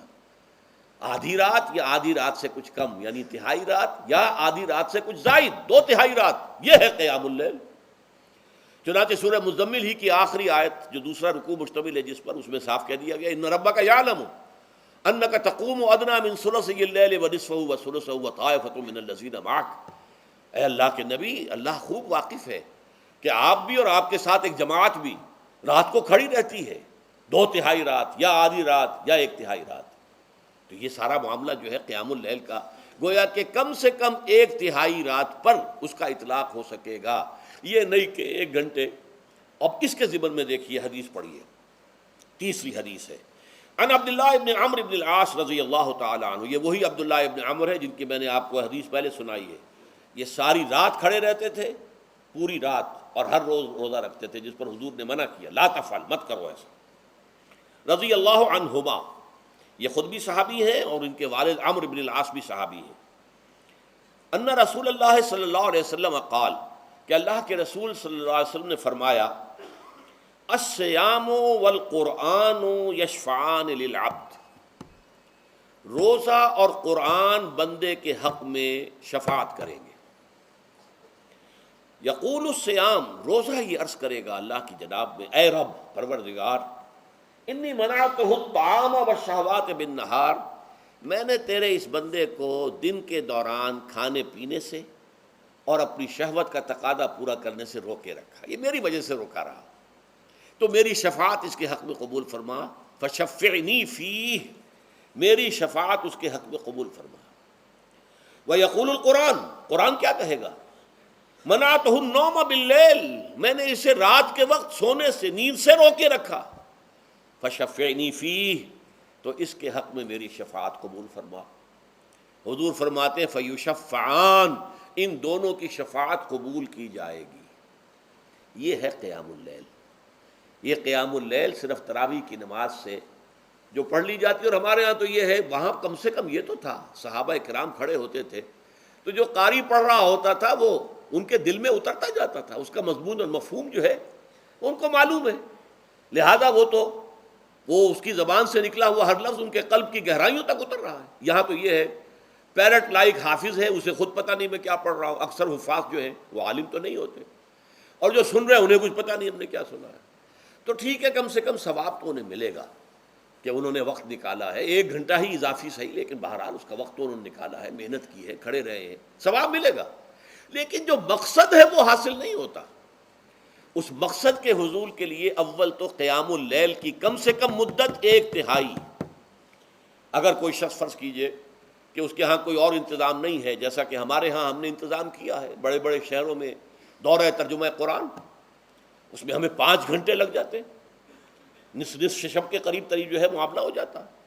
اس میں کیا ہوتا ہے کہ ہر 4 رکعت سے پہلے جو اس کے اندر پڑھا جانا ہے حصہ قرآن کا، اس کا پہلے ہم مطالعہ کرتے ہیں بیٹھ کر، ترجمہ اور کچھ موٹے موٹے نکات کی جو ہے وضاحت، پھر کھڑے ہو گئے اور قاری صاحب کے پیچھے 4 رکعتوں کے اندر وہ 4 رکوع یا جتنے بھی ہیں پڑھ لی، سن لی، پھر بیٹھ گئے 4 کے بعد پھر اگلی 4 رکعتوں کے اندر جو کچھ پڑھا جانے والا ہے اس کا ترجمہ، اس کی تفہیم ہو گئی، پھر کھڑے ہو گئے، پھر سن لیا۔ اس طریقے سے 5-6 گھنٹے میں تراویح ختم ہوئی، تو تراویح بھی ہو گئی، حضرت عمر کے اجتہاد پر عمل بھی ہو گیا، 20 تراویح ہو گئی، لیکن یہ ہے کہ اس کے ساتھ جو اصل غرض و غایت ہے قیام اللیل کی وہ بھی حاصل ہو گئی۔ یہ ہم نے 17 سال پہلے شروع کیا تھا یا 18 سال پہلے، اور وہ انشاءاللہ اللہ کے فضل و کرم سے اب چل رہا ہے، بڑے بڑے شہروں میں ہو رہا ہے، لاہور میں جن مقامات پر ہو رہا ہے وہ تازہ جو ندائے خلافت ہے اس کے اندر آپ اس کی فہرست دیکھ لیں، کراچی میں تو اس سے غالباً 3 گنا مقامات کے اوپر وہ کام ہو رہا ہے، اور دوسرے شہروں میں بھی ہو رہا ہے۔ تو اس سے در حقیقت وہ غرض و غایت، وہ حکمت جو ہے پوری ہوتی ہے کہ یہ دونوں چیزیں پیرلل ہیں۔ من صام رمضان ایمانا واحتسابا غفر له ما تقدم من ذنبه ومن قام رمضان ایمانا واحتسابا غفر له ما تقدم من ذنبه، تو سیام اور قیام جو ہے ان دونوں کا حق ادا ہو جاتا ہے۔ تو یہ ہے شہر رمضان الذی انزل فیہ القرآن ھدی للناس وبینات من الھدی والفرقان فمن شہد منکم الشہر فلیصم ومن کان مریضا او علی سفر فعدۃ من ایام اخر یرید اللہ بکم الیسر ولا یرید بکم العسر ولتکملوا العدۃ ولتکبروا اللہ علی ما ھداکم ولعلکم تشکرون۔ اب جو آخری لفظ ہے لعلکم تشکرون، اب اس کی وضاحت سمجھیے، اور رمضان کے یہ دو پروگرام جب پیرلل ہو جائیں گے، جب دونوں کی پابندی کی جائے گی، تو اس کا حاصل کیا ہے؟ اس بات کو سمجھنے کے لیے سب سے پہلے آپ اس کو سمجھیے کہ جسے ہم خود ہی کہہ رہے تھے، جسے ہم سیلف کہہ رہے تھے، اپنی انا کو مضبوط کرنا، سیلف کنٹرول، ایگو جو ہے وہ پوری طرح قابو یافتہ ہو اڈ اور لبیڈو پر، اصل میں اس سے مراد کیا ہے؟ اس پر میں نے تفصیل سے بحث کی ہے عظمت صوم نامی اپنے کتابچے میں۔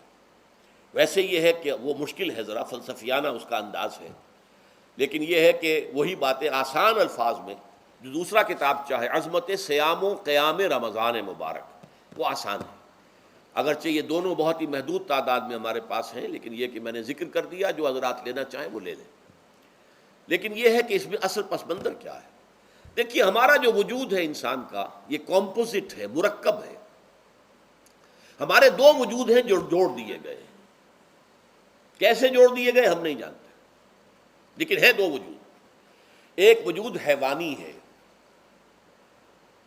میں نے عرض کیا تھا پہلے ہی، ہر انسان ایک حیوان بھی ہے مکمل، سارے حیوانی تقاضے ہمارے اندر بھی ہیں، لیکن حیوان اور انسان میں بنیادی فرق یہ ہے کہ انسان کا جو اصل وجود ہے وہ روحانی ہے۔ اس روحانی وجود کی وجہ سے انسان کا وہ مقام ہوا کہ تمام فرشتوں کو اس کو سجدہ کرنے کا حکم دیا گیا۔ فَإِذَا سَوَّيْتُهُ وَنَفَخْتُ فِيهِ مِن رُوحِي فَقَعُوا لَهُ سَاجِدِينَ۔ فرشتوں سے کہہ دیا گیا تھا کہ میں ایک بشر پیدا کرنے والا ہوں مٹی سے، جب میں اسے پیدا کر لوں اور اس کی ناک پلک سنوار دوں، دو پلک درست کر دوں، تو پھر اس کے سامنے اور اس میں اپنی روح میں سے پھونک دوں تو گر پڑنا اس کے سامنے سجدے میں۔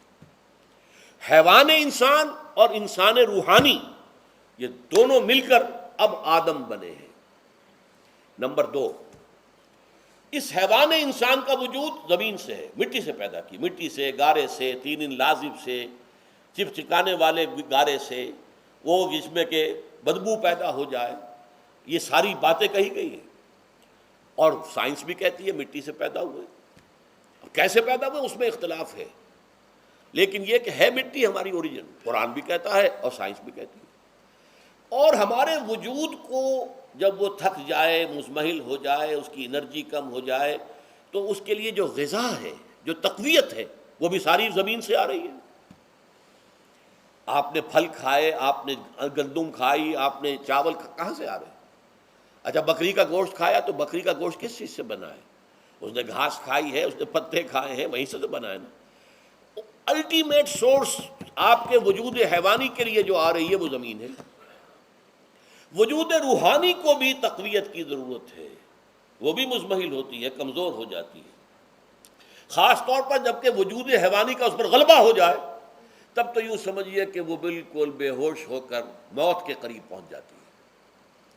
اس کی تقویت، اس کی غذا وہیں سے آئی ہے جہاں سے روح آئی ہے، وہ کلام ربانی ہے، روح ربانی۔ نفخت فیہ من روحی، من روحی، من روحی، میں پھونک دوں اس میں اپنی روح میں سے۔ روح کا تعلق ذات باری تعالیٰ کے ساتھ ہے۔ اسی طرح کلام ربانی کہاں سے آیا ہے؟ اللہ تعالیٰ کے پاس سے آیا ہے، یہ اس کی تقویت کا ذریعہ ہے۔ اب عام حالات میں کیا ہوتا ہے؟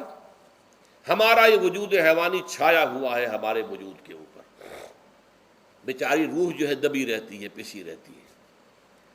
اگر خدا نے خواستہ ہم گناہ گار بھی ہیں، گناہ پر گناہ کا ارتکاب کر رہے ہیں، تو وہ روح جو ہے وہ قلب کے آئینے شیشے کے اندر ہے۔ فیہا مصباح، المصباح فی زجاجہ، الزجاجۃ کأنہا کوکب دری۔ قلب جو ہے ایک شیشے کے مانند ہے جس کے اندر روح کا چراغ جل رہا ہے۔ اب اگر یہ اوپر جو شیشہ ہے اس پر دھواں آ گیا، لالٹین کی چمنی پر دھواں آ گیا، تو اب روشنی باہر تو نہیں آئے گی۔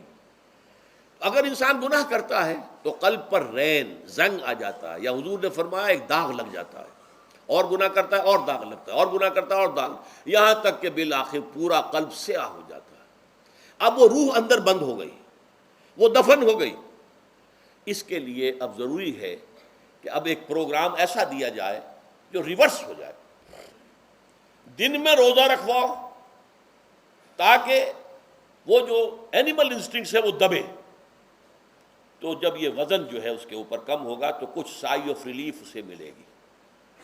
جیسے بے ہوش آدمی پڑا ہے، اسے کوئی ہلکا سا ہوش آ رہا ہے، آپ نے پانی کے کچھ چھینٹے دیے، اس کے بعد آپ نے رات کو کھڑے ہو کر قرآن کے انوار کو اتارا، بارش برس رہی ہے روح انسانی کے اوپر، قلب روحانی، قلب انسانی کے اوپر، جس میں کہ وہ روح جو ہے وہ دفن ہے، وہ زندہ ہوگی اثر نو، ہوش میں آئے گی، اور ہوش میں آئے گی تو دو کام ہوں گے، ایک تو اسے قرآن کی عظمت کا احساس ہوگا، یہ قرآن میری حیات تازہ کا ذریعہ بنا ہے، میں دب گئی تھی، میں پس گئی تھی، میں بے ہوش تھی، میں نیم مردہ تھی، اس قرآن کی بارش نے، یہ ترشح جو ہوا ہے مجھ پر، اس نے مجھے حیات تازہ عطا فرمائی۔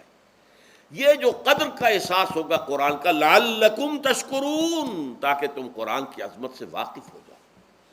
ایک انسان بھوک کی وجہ سے اس کا شوگر لیول اتنا گر گیا کہ بے ہوش پڑا ہوا، اب ظاہر بات ہے کہ آپ اسے کچھ پانی کے چھینٹے دیں گے تو کچھ ہوش میں آئے گا، پھر غذا دیں گے تو اب وہ پوری توانائی پر آئے گا، تو معلوم ہوگا اسے اس غذا کی کیا قدر و قیمت ہے۔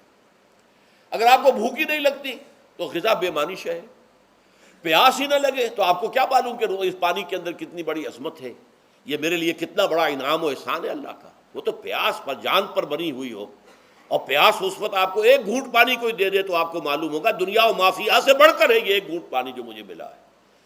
اسی طرح جب روح دبی ہوئی تھی حیوانی وجود کے بوجھ تلے، جبکہ وہ نیم خوابیدہ یا نیم بے ہوش یا بالکل بے ہوش تھی، وہ دن میں تو روزہ رکھ کر اس پر سے حیوانی وجود کا وزن کم کیا گیا، اسے ایک ریلیف ملی، رات کو قرآن مجید کے انوار و برکات اس میں جذب کیے گئے تو اس کو پوری توانائی حاصل ہوئی۔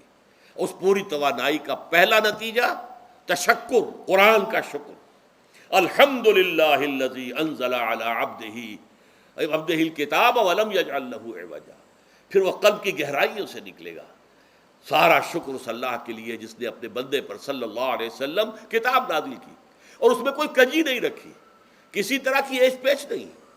یا تبارک الذی نزل الفرقان علی عبدہ لیکون للعالمین نصیرا، بڑی بابرکت ہے وہ ذات جس نے اپنے بندے پر فرقان نازل فرمایا تاکہ وہ تمام جہان والوں کے لیے نذیر اور خبردار کرنے والا بن جائے۔ یہ قرآن کی عظمت کا احساس، اور ظاہر بات ہے جس قدر کسی نعمت کی قدر و قیمت کا احساس ہوگا اسی قدر تو آپ شکر ادا کریں گے۔ اگر آپ نے کسی بچے کے ہاتھ پر ہیرا رکھ دیا، اسے کیا پتا یہ ہیرا کس بلا کا نام ہوتا ہے، وہ سمجھے گا کانچ کا ٹکڑا ہے، لیکن اگر کوئی واقعتاً کوئی جوہر شناس ہو، جوہری ہو، اس کو آپ ہیرا دیں گے تو اسے معلوم ہے کہ مجھے کیا چیز دی گئی ہے، اس کے اندر جو شکر پیدا ہوگا وہ اس بچے کے اندر تو نہیں پیدا ہو سکتا جسے معلوم ہی نہیں۔ تو قرآن مجید کی اصل عظمت سے انسان واقف کب ہوگا؟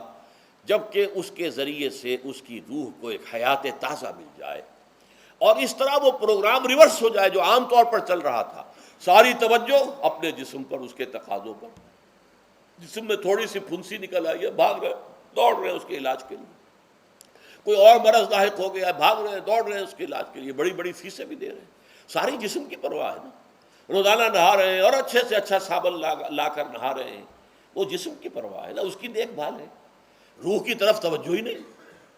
یہ ہے وہ بات جو کہی گئی ہے سورہ حشر میں، اور جسے علامہ اقبال نے پھر اپنے فلسفہ خودی کی اساس اور سورس قرار دیا ہے، وَلَا تَكُونُوا كَالَّذِينَ نَسُوا اللَّهَ فَأَنسَاهُمْ أَنفُسَهُمْ أُولَٰئِكَ هُمُ الْفَاسِقُونَ۔ دیکھو اے مسلمانوں، ان لوگوں کے مانند نہ ہو جانا جنہوں نے اللہ کو بھلا دیا تو اللہ نے انہیں اپنے آپ سے غافل کر دیا، اور یہی لوگ فاسق و فاجر ہیں۔ یہ سوال پیدا ہوتا ہے کہ انسان اپنے آپ سے کہاں غافل ہوتا ہے؟ کیا اپنے وجود حیوانی سے غافل ہوتا ہے؟ کیا بھوک لگتی ہے تو وہ ادھر ادھر منہ نہیں مارتا، غذا کو حاصل کرنے کے لیے کوشش نہیں کرتا؟ پیاس لگتی ہے تو کیا پانی یا کوئی اور مشروب تلاش نہیں کرتا؟ کوئی بیماری لاحق ہوتی ہے تو کیا اس کے علاج کی طرف توجہ نہیں کرتا؟ اسے آرام کی حاجت ہوتی ہے تو آرام نہیں لیتا؟ اپنے اس وجود سے تو غافل نہیں۔ کون سے وجود سے غافل ہوا ہے؟ وہ روحانی وجود سے غافل ہے، بھول گیا کہ میرے اندر روحانی وجود بھی ہے اور اس کا تعلق ذات باری تعالیٰ کے ساتھ ہے۔ اس نے سمجھا کہ میں بس حیوان ہوں، نرا حیوان ہوں، اپنے اس وجود کی اصل حقیقت ہی سے بے خبر، غافل۔ چنانچہ آج کے دور کا سب سے بڑا المیہ کیا ہے؟ ڈاروین کے نظریے کے جو اثرات پیدا ہوئے ہماری معاشرت پر، ہماری سوچ پر، ہمارے فکر پر، ہمارے فلسفے پر، ہماری سوشولوجی پر، وہ کیا ہے کہ ہم بھی نرے حیوان ہیں. اللہ اللہ خیر صلی اللہ. یہ سب سے بڑی محرومی ہے اس دور کی کہ انسان اپنے اصل شرف سے خود ہی مستعفی ہو گیا. ہمارا کوئی وجود ہے ہی نہیں روحانی وغیرہ. روح کسے کہتے ہیں ہم نہیں جانتے, بس یہ جسم ہے. ہم اللہ کو نہیں جانتے کون ہے کون نہیں ہے. ہوگا, ہم تو اس کائنات کو جانتے ہیں. ہم روح سے واقف نہیں, ہم تو اپنے جسم کو واقف ہیں. آخرت واخرت سے ہمیں کچھ پتہ نہیں, شاید ہو شاید نہ ہو, کچھ پتہ نہیں, لیکن یہ زندگی تو ہے, اسے ہم جانتے ہیں.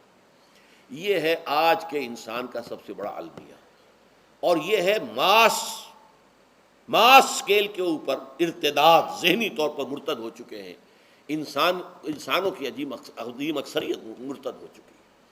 یہ ہے در حقیقت کہ روزہ جو ہے اس پروگرام کو آ کر ریورس کرتا ہے. دن میں کھانے پینے, جنسی تقاضے پر پابندی, وہ وجود حیوانی کا وزن کچھ کم ہوا. روح جو دبی ہوئی تھی, یا سسک رہی تھی, یا بے ہوش تھی, یا نیند مردہ تھی, اسے کچھ ریلیف ملا. اب اس کے اوپر قرآن مجید کے تیرے ضمیر پہ جب تک نہ ہو نزول کتاب, گرہ کشاہ نہ رازی نہ صاحب کشاف, ہمارے دلوں کے اوپر بارش ہو رہی ہو انوار قرآنی کی.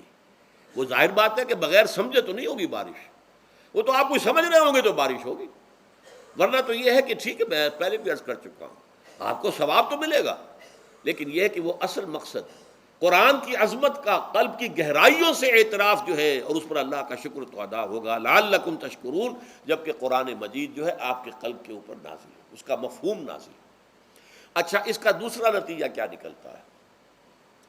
جب وہ روح جو ہے وہ ہوش میں آئے گی, اس کو حیات تازہ مل گئی, وہ اپنے اصل مرکز اور منبع اور سرچشمہ کی طرف جو ہے متوجہ ہوگی. عربی زبان کا ایک مقولہ ہے, کل شیء یرجع الی اصلہ, ہر شے اپنی اصل جڑ کی طرف جو ہے لوٹتی ہے. ہمارا وجود حیوانی زمین سے زمینی کی طرف لوٹتا ہے, یعنی مرنے کے بعد زمینی میں چلا جائے گا. اور نمبر دو, دنیا میں بھی زمینی خواہشات, زمینی تمنائیں, آرزوئیں وہ ہیں. ولکنہ اخلد الی الارض, جیسے کہ سورہ وہ کہا گیا ہے بلعام بن باعورہ کے بارے میں سورہ اعراف میں, وہ تو زمین ہی کی طرف دھنستا چلا گیا. ہماری روح کا منبع اور سرچشمہ ذات باری تعالیٰ ہے, وہ امر رب ہے, لہذا فوراً انسان اپنے رب کی طرف متوجہ ہوتا ہے. یہ اللہ کی طرف متوجہ ہو جانا اور پھر اس سے ہم کلام ہونا اور اس سے دعا کرنا, یہ ہے روزے کا اصل مقصد. جب سیام اور قیام رمضان مبارک کا دوہرا پروگرام ہوگا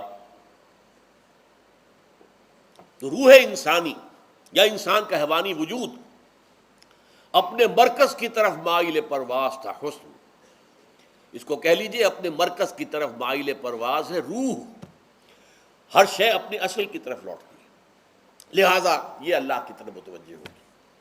یہ اللہ تعالیٰ کی طرف متوجہ ہونے کا معاملہ دنیا میں رہا ہے کہ لوگ کہیں جنگلوں میں جا کر تپسیائیں کر کے, غاروں میں بیٹھ کے, بڑی بڑی ریاضتیں کر کے کیا چاہتے تھے؟ مجھ کو ہے تیری جستجو, مجھ کو تیری تلاش ہے. خالق میرے کہاں ہے تو, مجھ کو تیری تلاش ہے. میں نے یہ نظم جو ہے تقریباً 6 سال جو ہے ہر روز صبح, ہمارا جو ہائی اسکول تھا اس میں جو صبح پریئر ہوتی تھی, لوگ سب جمع ہوتے تھے, پورا اسکول جو ہے اس کے ہمارے طلباء, تو یہ نظم جو ہے پڑھی جاتی تھی. مجھ کو ہے تیری جستجو, مجھ کو تیری تلاش ہے. خالق میرے کہاں ہے تو, مجھ کو تیری تلاش ہے. روح انسانی چاہتی ہے اللہ کا تقرب, اللہ کے قریب ہونا, اللہ سے رشتہ استوار کرنا. یہ وجود حیوانی حائل ہے اس کے راستے میں. یہ حیات دنیاوی اس کے لیے پنجرا بن گئی ہے. اس روح کے لیے یہ ایک در حقیقت ایک قید خانہ ہے. جیسے کہ حضور نے فرمایا کہ دنیا سجن المومن و جنت الکافر, مومن کے حق میں یہ دنیا قید خانہ ہے. اس کی روح جو ہے یہاں آ کر اس جسد حیوانی کے اندر جو ہے وہ دفن ہو گئی ہے, قید خانہ ہے, اس پنجرے میں بند ہو گئی. تو لیکن وہ کافر کے لیے یہی باغ و بہار ہے, یہیں پر عیش کرنے ہیں, یہیں پر مزے لوٹنے ہیں. تو اس سے در حقیقت ریلیف ملتا ہے. تو انسان متوجہ ہوتا ہے اللہ کی طرف اور دعا کرتا ہے, اللہ سے ہم کلام ہوتا ہے. یہ ہے در حقیقت روزے اور رمضان کا جو دوسرا نتیجہ نکلتا ہے اور بلند ترین نتیجہ ہے. اس کا ذکر ہے آیت نمبر 4 میں, اور یہ کہ بہت سے لوگ ایسے ہیں جو قرآن مجید میں نظم کے بہت قائل ہیں، لیکن میں حیران ہوں کہ اس نظم کے اندر اس کے ربط اور رشتے کو وہ تلاش کرنے سے قاصر رہے۔ وَإِذَا سَأَلَكَ عِبَادِي عَنِّي فَإِنِّي قَرِيبٌ، جب روح بیدار ہو جائے گی، اسے حیات تازہ ملے گی، تو اے نبی میرے بندے جب آپ سے پوچھیں میرے بارے میں، وہ میرا تقرب چاہتے ہیں، میرا قرب چاہتے ہیں، وہ چاہتے ہیں مجھ سے ہم کلام ہونا، وہ چاہتے ہیں کہ مجھے ان کے ساتھ، ان کو میرے ساتھ ایک نسبت مل جائے۔ وَإِذَا سَأَلَكَ عِبَادِي عَنِّي فَإِنِّي قَرِيبٌ، انہیں بتا دیجیے میں قریب ہی ہوں، میں دور نہیں ہوں۔ اور آیا ہے سورہ قاف میں نحن اقرب الیہ من حبل الورید، جو شہ رگ ہے انسان کی اس سے بھی زیادہ قریب ہوں میں اس سے۔ نوٹ کیجئے کیسے، اس کی روح کا تعلق میری ذات کے ساتھ ہے براہ راست۔ اس کی مثال بھی میں دے چکا ہوں کئی اپنے کتابوں کے اندر، عظمت صوم نامی کتاب سے آپ پڑھیں گے، جو حضرات بھی سمجھ سکے پوری طرح اس کو، اس کے اندر یہ بات بیان ہوئی۔ اور اسی لیے دیکھیے حدیث آخری پڑھ لیجئے کہ حضور نے قرار دیا ہے کہ روزہ جو ہے تمام عبادات کے اندر ایک بالکل منفرد شان کا حامل ہے۔ وعن ابی ہریرہ رضی اللہ تعالی عنہ، اور یہ متفق علیہ روایت ہے، بخاری اور مسلم دونوں کی، قال رسول اللہ صلی اللہ علیہ وسلم، قال اللہ عز وجل، اسے حدیث قدسی کہتے ہیں، حضور نے فرمایا کہ اللہ فرماتا ہے۔ تو یہ حدیث بھی ہو گئی کہ حضور نے ہمیں بتائی، اور حدیث قدسی ہو گئی کہ اللہ کا قول ہے جو حضور نقل کر رہے ہیں۔ قرآن مجید وحی جلی ہے، یہ وحی خفی ہے، لیکن یہ عام حدیثوں کے مقابلے میں اس کا مرتبہ اور مقام بہت بلند ہے کہ حضور فرما رہے ہیں کہ اللہ فرماتا ہے، یقول اللہ عز وجل کل عمل ابن آدم لہو، ابن آدم کا ہر عمل، ہر نیکی اس کے اپنے لیے، اپنے فائدے کے لیے، الا الصوم، سوائے روزے کے، فإنہ لی وأنا اجزی بہ یا اجزا بہ، یہ میرے لیے ہے اور میں خود ہی اس کی بدلہ دوں گا، یا میں خود ہی اس کا بدلہ ہوں۔ یہ دونوں ترجمے ہیں۔ عظمت صوم میں نے تفصیل سے بحث کی ہے کہ ویسے تو نماز بھی اللہ کے لیے، اقم الصلاۃ لذکری، حج کس لیے ہے؟ للہ علی الناس حج البیت من استطاع الیہ سبیلا، اللہ کے لیے۔ زکوٰۃ کس کے لیے؟ اللہ کے نام پر دی جا رہی ہے، اللہ کے لیے دی جا رہی ہے۔ صوم میں بات کیا ہے؟ صوم میں اصل چیز ملحوظ کیا ہے؟ روح انسانی کو تازہ کرنا، زندہ کرنا، اس کی حیات تازہ کا بندوبست کرنا، اور روح کا تعلق ذات باری تعالیٰ کے ساتھ ہے۔ اس تعلق کی مثال یوں سمجھیے جیسے ہمیں معلوم ہے سورج کا فاصلہ ہم سے کتنا ہے، کروڑ میل، لیکن سورج کی کرن جو وہاں سے چل کر یہاں تک پہنچی ہے، کیا اس کا تعلق سورج سے منقطع ہے؟ سورج کے ساتھ تو تعلق قائم ہے۔ اسی طرح روح انسانی ذات باری تعالیٰ سے بہت دور آ کر کہہ لیجئے ہمارے وجود کے اندر آ گئی، ہمارے قلب کے اندر متمکن ہو گئی، لیکن کیا اس کا تعلق اللہ کی ذات سے منقطع ہے؟ نہیں۔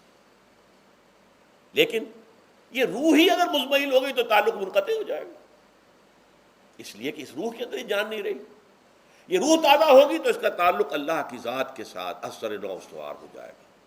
اس لیے یہ کہا یہ میرے لیے، الا الصوم فإنہ لی، یہ میرے لیے، وأنا اجزی بہ یا اجزا بہ، میں خود ہی اس کا بدلہ دوں گا یا خود ہی اس کی جزا ہوں، خود ہی اس کی جزا ہوں۔ اللہ کے اس بندے کا تعلق میرے ساتھ ایسا قائم ہو جائے گا کہ گویا کہ اسے میں مل گیا، اور میرا یہ مل جانا ہی در حقیقت انسانیت کی معراج ہے۔ اور دعا کے بارے میں جان لیجئے کہ حضور نے فرمایا الدعاء مخ العبادہ، دعا جو ہے عبادت کا اصل جوہر ہے، لب لباب ہے۔ اور یہ بھی کہا الدعاء هو العبادہ، دعا ہی اصل عبادت ہے، دعا ہی اصل عبادت ہے۔ دعا جو ہے وہ روح ہے اس کی۔ اور علامہ اقبال نے اپنے لیکچرز میں جو یہ خطبہ رکھا ہے اس موضوع کے لیے، میننگ آف پریئر ان اسلام، بڑا عظیم ہے۔ اس نے جو نقشہ کھینچا ہے کہ یہ پریئر کیا ہے؟ انائے صغیر، یہ ایگو میرا، میری انا، میری خودی، انائے صغیر، انائے کبیر کے روبرو آتی ہے۔ انائے کبیر اللہ، اننی انا اللہ لا الہ الا انا، یہ انا، انائے کبیر، اللہ کی انا، وہ عظیم انا، اور یہ چھوٹی سی محدود سی انا۔ تو ہے محیط بے کراں، میں ہوں ذرا سی آبجو، یا مجھے ہم کنار کر یا مجھے بے کنار کر۔ اقبال نے پتہ نہیں کس جگہ کس کیفیت میں ڈوب کر یہ شعر کہا ہے۔ اے اللہ تو تو ایک ایسے سمندر کے مانند ہے کہ جس کا کنارہ ہی نہیں ہے، اور میں چھوٹی سی ایک پانی کی ایک چھوٹی سی ندی ہوں، آبجو ہوں چھوٹی سی۔ اب کیا شکل ہے؟ یا تو مجھے اپنے آپ میں ملا لے تاکہ میں بھی ناپیدا کنار ہو جاؤں۔ دریائے سندھ کا پانی جب سمندر میں گر جاتا تو سمندر ہی بن جاتا، اور یا پھر مجھے بھی بے کنار کر دے، میری وجود کو بھی اتنی وسعت دے دے کہ کوئی کنارہ نہ رہے۔ اب یہ کیا اس نے سمجھا، کیا کہا، لیکن میں نے وہی انائے کبیر انائے صغیر۔ ایک ہے نماز ہم پڑھ لیتے ہیں، آپ نے سارا پڑھ لیا، سارا تعدیل ارکان بھی کر لی، لیکن اگر آپ کا اللہ کے ساتھ ڈائریکٹ کمیونین اور ڈائریکٹ کمیونیکیشن قائم نہیں ہوا تو نماز، جس کو کہ کہا گیا کہ الصلاۃ معراج المومنین، جو قرب حضور کو حاصل ہوا معراج میں، وہ ایک بندہ مومن دنیا میں رہتے ہوئے حاصل کر سکتا ہے نماز میں، اگر اس کی روح جو ہے واقعتاً ہم کا نام ہو رہی ہو، الحمدللہ رب العالمین الرحمن الرحیم مالک یوم الدین اہدنا الصراط المستقیم ایاک نعبد و اگر ہم واقعتاً ایسے کہہ رہے ہوں کہ ہمیں احساس ہو کہ ہم اللہ کے حضور میں حاضر ہیں اور عرض کر رہے ہیں، سجدہ کریں تو حدیث میں آتا ہے کہ ایسے محسوس ہو کہ گویا کہ میں نے اپنا سر اللہ کے قدموں میں رکھ دیا ہے۔ یہ ہے نماز۔ اب جو گفتگو ہو رہی ہے یہ ہم کلامی ہے، الصلاۃ معراج المومنین، اہل ایمان کے حق میں یہ نماز جو ہے یہ معراج کے درجے میں، لیکن یہ نماز کیسے نصیب ہوگی اگر روح سوئی ہوئی ہے، دبی ہوئی ہے، پسی ہوئی ہے، مزمحل ہے یا مردہ ہے؟ یہ نماز کیسے حاصل ہوگی؟ چاہے آپ پانچوں وقت کی نماز پڑھ رہے ہوں، چاہے آپ نے ہیبٹ بنا لیا ہو نماز کو، چاہے خوش بھی ہو گیا ہو، لیکن یہ کہ جب تک وہ روح بیدار نہ ہو، جب تک ہم کلامی نہ ہو، افلاق سے آتا ہے نالوں کا جواب آخر، اٹھتے ہیں حجاب آخر، کرتے ہیں خطاب آخر، جب تک یہ نہ ہو، جیسے کہ میں ایک حدیث قدسی انشاءاللہ آج سناؤں گا سورہ فاتحہ کے ضمن میں، کہ اللہ تعالیٰ کے سامنے جب کھڑا ہو کر انسان جب کہتا ہے انی وجہت وجہی للذی فطر السماوات والارض حنیفا، دائیں بائیں سے بالکل اپنا تعلق کاٹ کر میں نے اپنا رخ کر لیا ہے اس اللہ کی طرف جس نے آسمانوں اور زمین کو پیدا کیا۔ اب یہ توجہ وجہ تو اگر یہ تو ہے چہرہ تو ہم نے کر دیا خانہ کعبہ کی طرف، اندر سے ہماری روح متوجہ نہیں ہوئی، وہ سوئی پڑی ہوئی، اسے پتہ ہی کچھ نہیں کہ کیا ہو رہا ہے، تو اس صورت میں وہ کیا ہے؟ ظاہری بات تو پوری ہو گئی، نماز کا ثواب ہو جائے گا، فرض کی ادائیگی کا ثواب مل جائے گا، لیکن وہ اصل نماز تو حاصل نہیں ہوتی۔ یہ ہے وہ بات کہ وَإِذَا سَأَلَكَ عِبَادِي عَنِّي فَإِنِّي قَرِيبٌ، اے نبی جب میرے بندوں کی روحیں بیدار ہو جائیں، توانا ہو جائیں، حیات تازہ سے وہ ہم کنار ہو جائیں، اور پھر وہ میرے بارے میں پوچھیں، وہ میرا تقرب حاصل کرنا چاہتے ہیں، تو آپ سے پوچھیں تو کہیے میں قریب ہی ہوں۔ اجیب دعوت الداع اذا دعان، یہ ہے وہ دعا، میں ہر پکارنے والے کی پکار، ہر دعا کرنے والے کی دعا کو سنتا ہوں، قبول کرتا ہوں، جواب دیتا ہوں جہاں کہیں بھی مجھے پکارے۔ اذا دعان،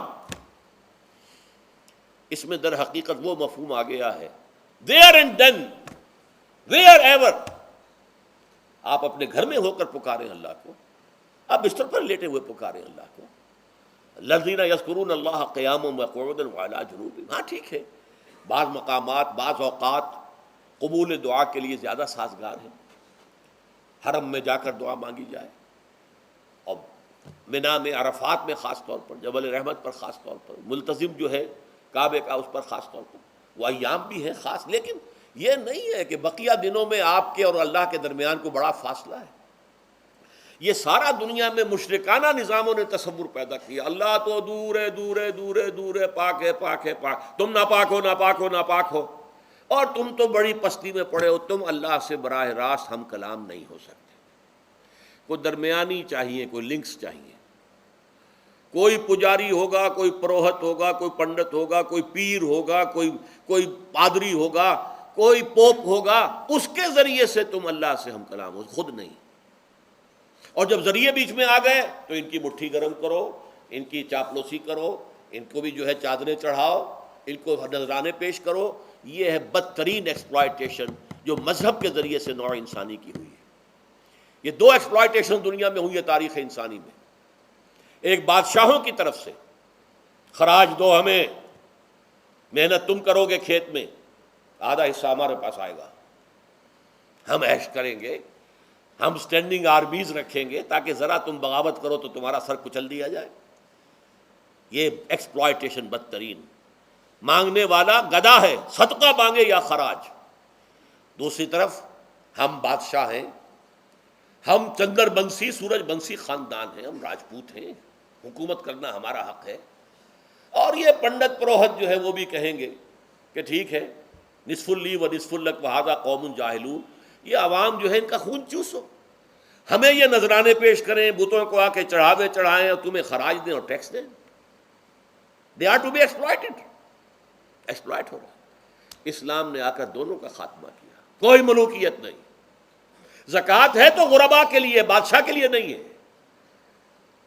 یہ تو غربا کے لیے، لہذا کوئی ٹیکس نہیں۔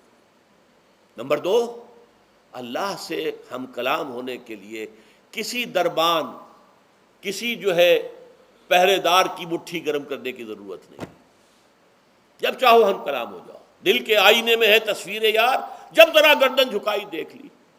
یہ تو تم ہماری طرف متوجہ نہیں ہوتے، ہم تو ہر وقت کہتے ہیں، ہر شب کو آخری لمحات جو ہیں، آخری جو گھنٹے ہیں رات کے، سمائے دنیا تک ہم نزول فرما لیتے ہیں تمہارے لیے، اور پکارنے والا پکارتا ہے، حل من مستغفر فاغفر له، ہے کوئی استغفار کرنے والا کہ میں اسے بخش دوں؟ حل من سائل فاعطیہ، ہے کوئی مانگنے والا کہ میں اسے عطا کروں؟ تم ہی سوئے رہتے ہو، انٹا غفیر رہتے ہو، تمہیں ہماری طرف توجہ نہیں ہے۔ اگر ہماری طرف متوجہ ہو جاؤ تو جیسے کہ اقبال نے کہا کہ میرے لیے یہ دربان جو ہے، پیران کلیسا کو کلیسا سے اٹھا دو، کیوں خالق و مخلوق میں حائل رہے پردے۔ اور یہ میں نے کئی مرتبہ بیان کیا ہے، ہمارے ہاں وہ پی پی پی جو جماعت بنی تھی ایک، اب اس میں 2 پییں اور ایڈ ہو گئی ہیں، پی پی پی، پھر وہ پیٹریٹ، اور اس سے آئے اپنے پہلے پارلیمنٹیرین کی پی آ گئی اور پھر پیٹریٹ کی آ گئی، 5 پیز ہو گئی۔ اسی طرح گنتی ہے ہندوستان میں، پنڈت، پروہت اور پجاری، 3 پے تو یہاں تھی، پیر، ایران کا پیر، اور پوپ اور پادری، یہ سب پے سے شروع ہوتے ہیں الفاظ، اور یہ سب در حقیقت جو ہے شروع ہونے والے الفاظ، یہ در حقیقت انسانوں کی بدترین ایکسپلائٹیشن کا ذریعہ ہے۔ وَإِذَا سَأَلَكَ عِبَادِي عَنِّي فَإِنِّي قَرِيبٌ أُجِيبُ دَعْوَةَ الدَّاعِ إِذَا دَعَانِ فَلْيَسْتَجِيبُوا لِي۔ ہاں ایک تقاضا ہے، لیکن اس سے پہلے یہ بات سمجھ لیجئے، میں اس آیت کو میگنا کارٹا جسے کہا جاتا ہے حقوق انسانی کا سب سے بڑا چارٹر، میں اس سے کہیں بڑا چارٹر قرار دیتا ہوں کہ اللہ کہتا ہے مجھ سے ہم کلام ہونے کے لیے کسی واسطے کی، کسی وسیلے کی کوئی حاجت نہیں، جب چاہو مجھ سے ہم کلام ہو جائے۔ ہاں ایک شرط ہے، فَلْيَسْتَجِيبُوا لِي، چاہیے کہ وہ میری بات بھی قبول کریں، میرے احکام کو تسلیم کریں، میرے فرامین کان سے کھول کر سنیں، ان پر دل سے عمل کریں۔ فَلْيَسْتَجِيبُوا لِي، یہ ون وے ٹریفک نہیں ہوگا کہ ہم تمہاری دعائیں قبول کریں اور تم ہماری باتوں سے پہلو تو ہی کرو، سنی انسنی کر دو، یہ نہیں ہوگا۔ یہ ایک 2 وے تعلق ہے، جسے آج کل کہا جاتا ہے بائی لیٹرل تعلق ہے۔ بائی لیٹرل تعلق ہے اللہ اور بندے کے درمیان، بندہ توبہ کرتا ہے معاصی سے، اللہ تعالیٰ بھی اس کے لیے بھی لفظ تواب ہے، وہ بھی اپنی رحمت کے ساتھ دوبارہ متوجہ ہو جاتا ہے۔ تم اللہ کو یاد کرو، فاذکرونی اذکرکم، مجھے یاد رکھو میں تمہیں یاد رکھوں گا۔ ان تنصروا اللہ ینصرکم، اگر تم اللہ کی مدد کرو گے اللہ تمہاری مدد کرے گا۔ یہ ہے 2 طرفہ معاملہ۔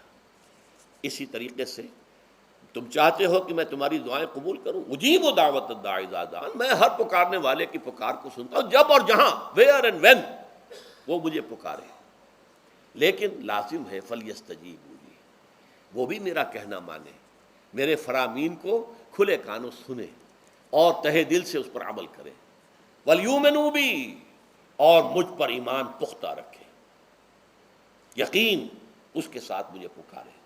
لعلہم یرشدون. اب یہ سب سے بڑا لفظ آ گیا تاکہ انہیں رشد حاصل ہو جائے. رشد، فوز، فلاح، رشد، یہ کئی الفاظ ہیں. فوز فائز، فلاح مفلحون، رشد راشدون. اور یہ لفظ استعمال ہوا صحابہ کرام کے لیے سورہ حجرات میں، اولئک هم الراشدون.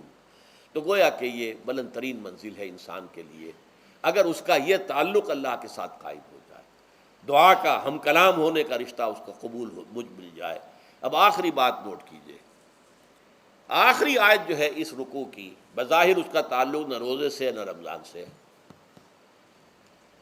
اکل حلال، اکل حرام سے روکا گیا ہے. وَلَا تَأْكُلُوا أَمْوَالَكُمْ بَيْنَكُمْ بِالْبَاطِلِ. اور دیکھو اپنے مال آپس میں باطل طریقوں سے مت کھاؤ. وَتُدْلُوا بِهَا إِلَى الْحُكَّامِ. اور نہ ہی اپنے مالوں کے ذریعے سے حکام تک پہنچو. لِتَأْكُلُوا فَرِيقًا مِنْ أَمْوَالِ النَّاسِ بِالْإِثْمِ. کہ تم لوگوں میں سے کسی کا مال گناہ کے ساتھ ناجائز طور سے ہڑپ کر جاؤ، رشوت دے کر، اور اپنے حق میں کوئی غلط فیصلہ کروا لو. وَأَنْتُمْ تَعْلَمُونَ. جانتے بوجھتے یہ کام نہ کرو. بظاہر تو نہ روزے سے تعلق ہے نہ رمضان سے، پھر اس رکوع میں کیسے آ گئے؟ بڑا گہرا تعلق ہے، اول و آخر کا تعلق ہے. پہلی آیت میں مجرد رمضان روزے کی جو فضیلت بیان کی گئی تھی یا حکمت، آیت کیا تھی؟ تقویٰ. یہ تقویٰ کا معیار ہے. تقویٰ جو ہے ظواہر کی بنیاد پر نہیں ہے، اگرچہ ظاہر بات ہے کہ ظواہر بھی دین کا حصہ ہے. حضور کسی وضع قطع اختیار کرنا یقیناً ایک نیکی کا کام ہے، ہر چیز میں حضور کے نقش قدم پر چلنا، لیکن یہ ظواہر پر نہیں ہے. تقویٰ دل میں ہو. التقویٰ ہا ہونا، التقویٰ ہا ہونا، التقویٰ ہا. 3 مرتبہ حضور نے اپنے سینہ مبارک اور قلب مبارک کی طرف اشارہ کر کے فرمایا تقویٰ یہاں ہوتا ہے. تقویٰ یہاں، جب یہاں ہوگا تو پورے وجود میں سرایت کر جائے گا. لیکن اس میں اہم ترین بات کیا ہے؟ اکل حلال، جو مشکل ترین کام ہے. حرام کا لقمہ نہ آئے، ورنہ جیسے کہ کہا گیا ہے دعا کے بہترین مقام پر پہنچ گئے ہو، حرم کعبہ کے ملتزم کے ساتھ چمٹے ہوئے ہو اور دعائیں کر رہے ہو. اب اس سے زیادہ دعا کی قبولیت کا کون سا وقت ہوگا؟ یا آپ کھڑے ہو گئے جبل رحمت کے اوپر سب سے اونچے مقام پر جا کر، اور آپ نے 2 گھنٹے سے ہاتھ اٹھائے ہوئے ہیں، اللہ اے اللہ یا رب یا رب. لیکن حضور نے فرمایا کہ ایسے بہت سے لوگ ہیں، رجل یطیل السفر اشخص اغبرا. ایک شخص ہے سفر کی وجہ سے بہت لمبا سفر کر کے درباندہ تھکا باندھا ہے، اور اس کا وہ احرام جو ہے وہ بھی میلا کچیلا ہو چکا ہے. ظاہر بات ہے آج کی بات نہیں ہو رہی ہے، جبکہ آپ 4 گھنٹے میں تو پہنچ گئے جدہ، اور پھر 2 گھنٹے میں مکہ پہنچ گئے، اور جا کر 2 گھنٹے میں آپ نے جو ہے عمرہ کیا اور بات چھٹی، احرام کھل گیا. تو اس میں کہاں وہ احرام میلا ہوگا، اور کہاں آپ کا بیل کچیل ہوگا، اور کہاں آپ کے جسموں سے جو ہے پسینوں کی بو آئے گی؟ نہیں. لیکن جو یہ سب کرتے تھے اور پھر کعبے سے ملتزم سے چمٹ کر دعا کرتے تھے، یا رب یا رب، یمد یدہ الی السماء، وہ ہاتھ اٹھاتا ہے آسمان کی طرف، یا رب یا رب. وَأَنَّىٰ يُسْتَجَابُ لِذَٰلِكَ. اور اس شخص کی دعا کیسے قبول ہو؟ وَمَطْعَمُهُ حَرَامٌ. اس کے پیٹ میں جو غذا پڑی ہوئی ہے وہ حرام سے ہے. مَلْبَسُهُ حَرَامٌ. اس کا لباس جو اس نے پہنا ہوا ہے چاہے وہ احرام ہی ہے، وہ حرام کے پیسے سے کمایا گیا تھا. وَغُذِيَ بِالْحَرَام. اور اس کا پورا جسم جو ہے جس غذا سے یہ تن و توش تیار ہوا ہے وہ حرام کی غذا. ایسے آدمی کی دعا وہاں پہنچ کر بھی قبول نہیں ہوتی. لہذا تقویٰ کا اصل معیار اکل حلال، روزی حلال کی. اگر یہ نہیں ہے تو آپ نے متقیوں کی شکل بنا لی، اور بہت ہی آپ نے اپنے ظاہر کو جو ہے بہت آراستہ پیراستہ کر لیا سنت رسول سے، لیکن اللہ کی نگاہوں میں اس کی کوئی قدر و قیمت نہیں ہوگی جب تک کہ آپ کا رزق حلال کا نہ ہو. بارک اللہ لی ولکم فی القرآن العظیم ونفعنی وإیاکم بالآیات والذکر الحکیم.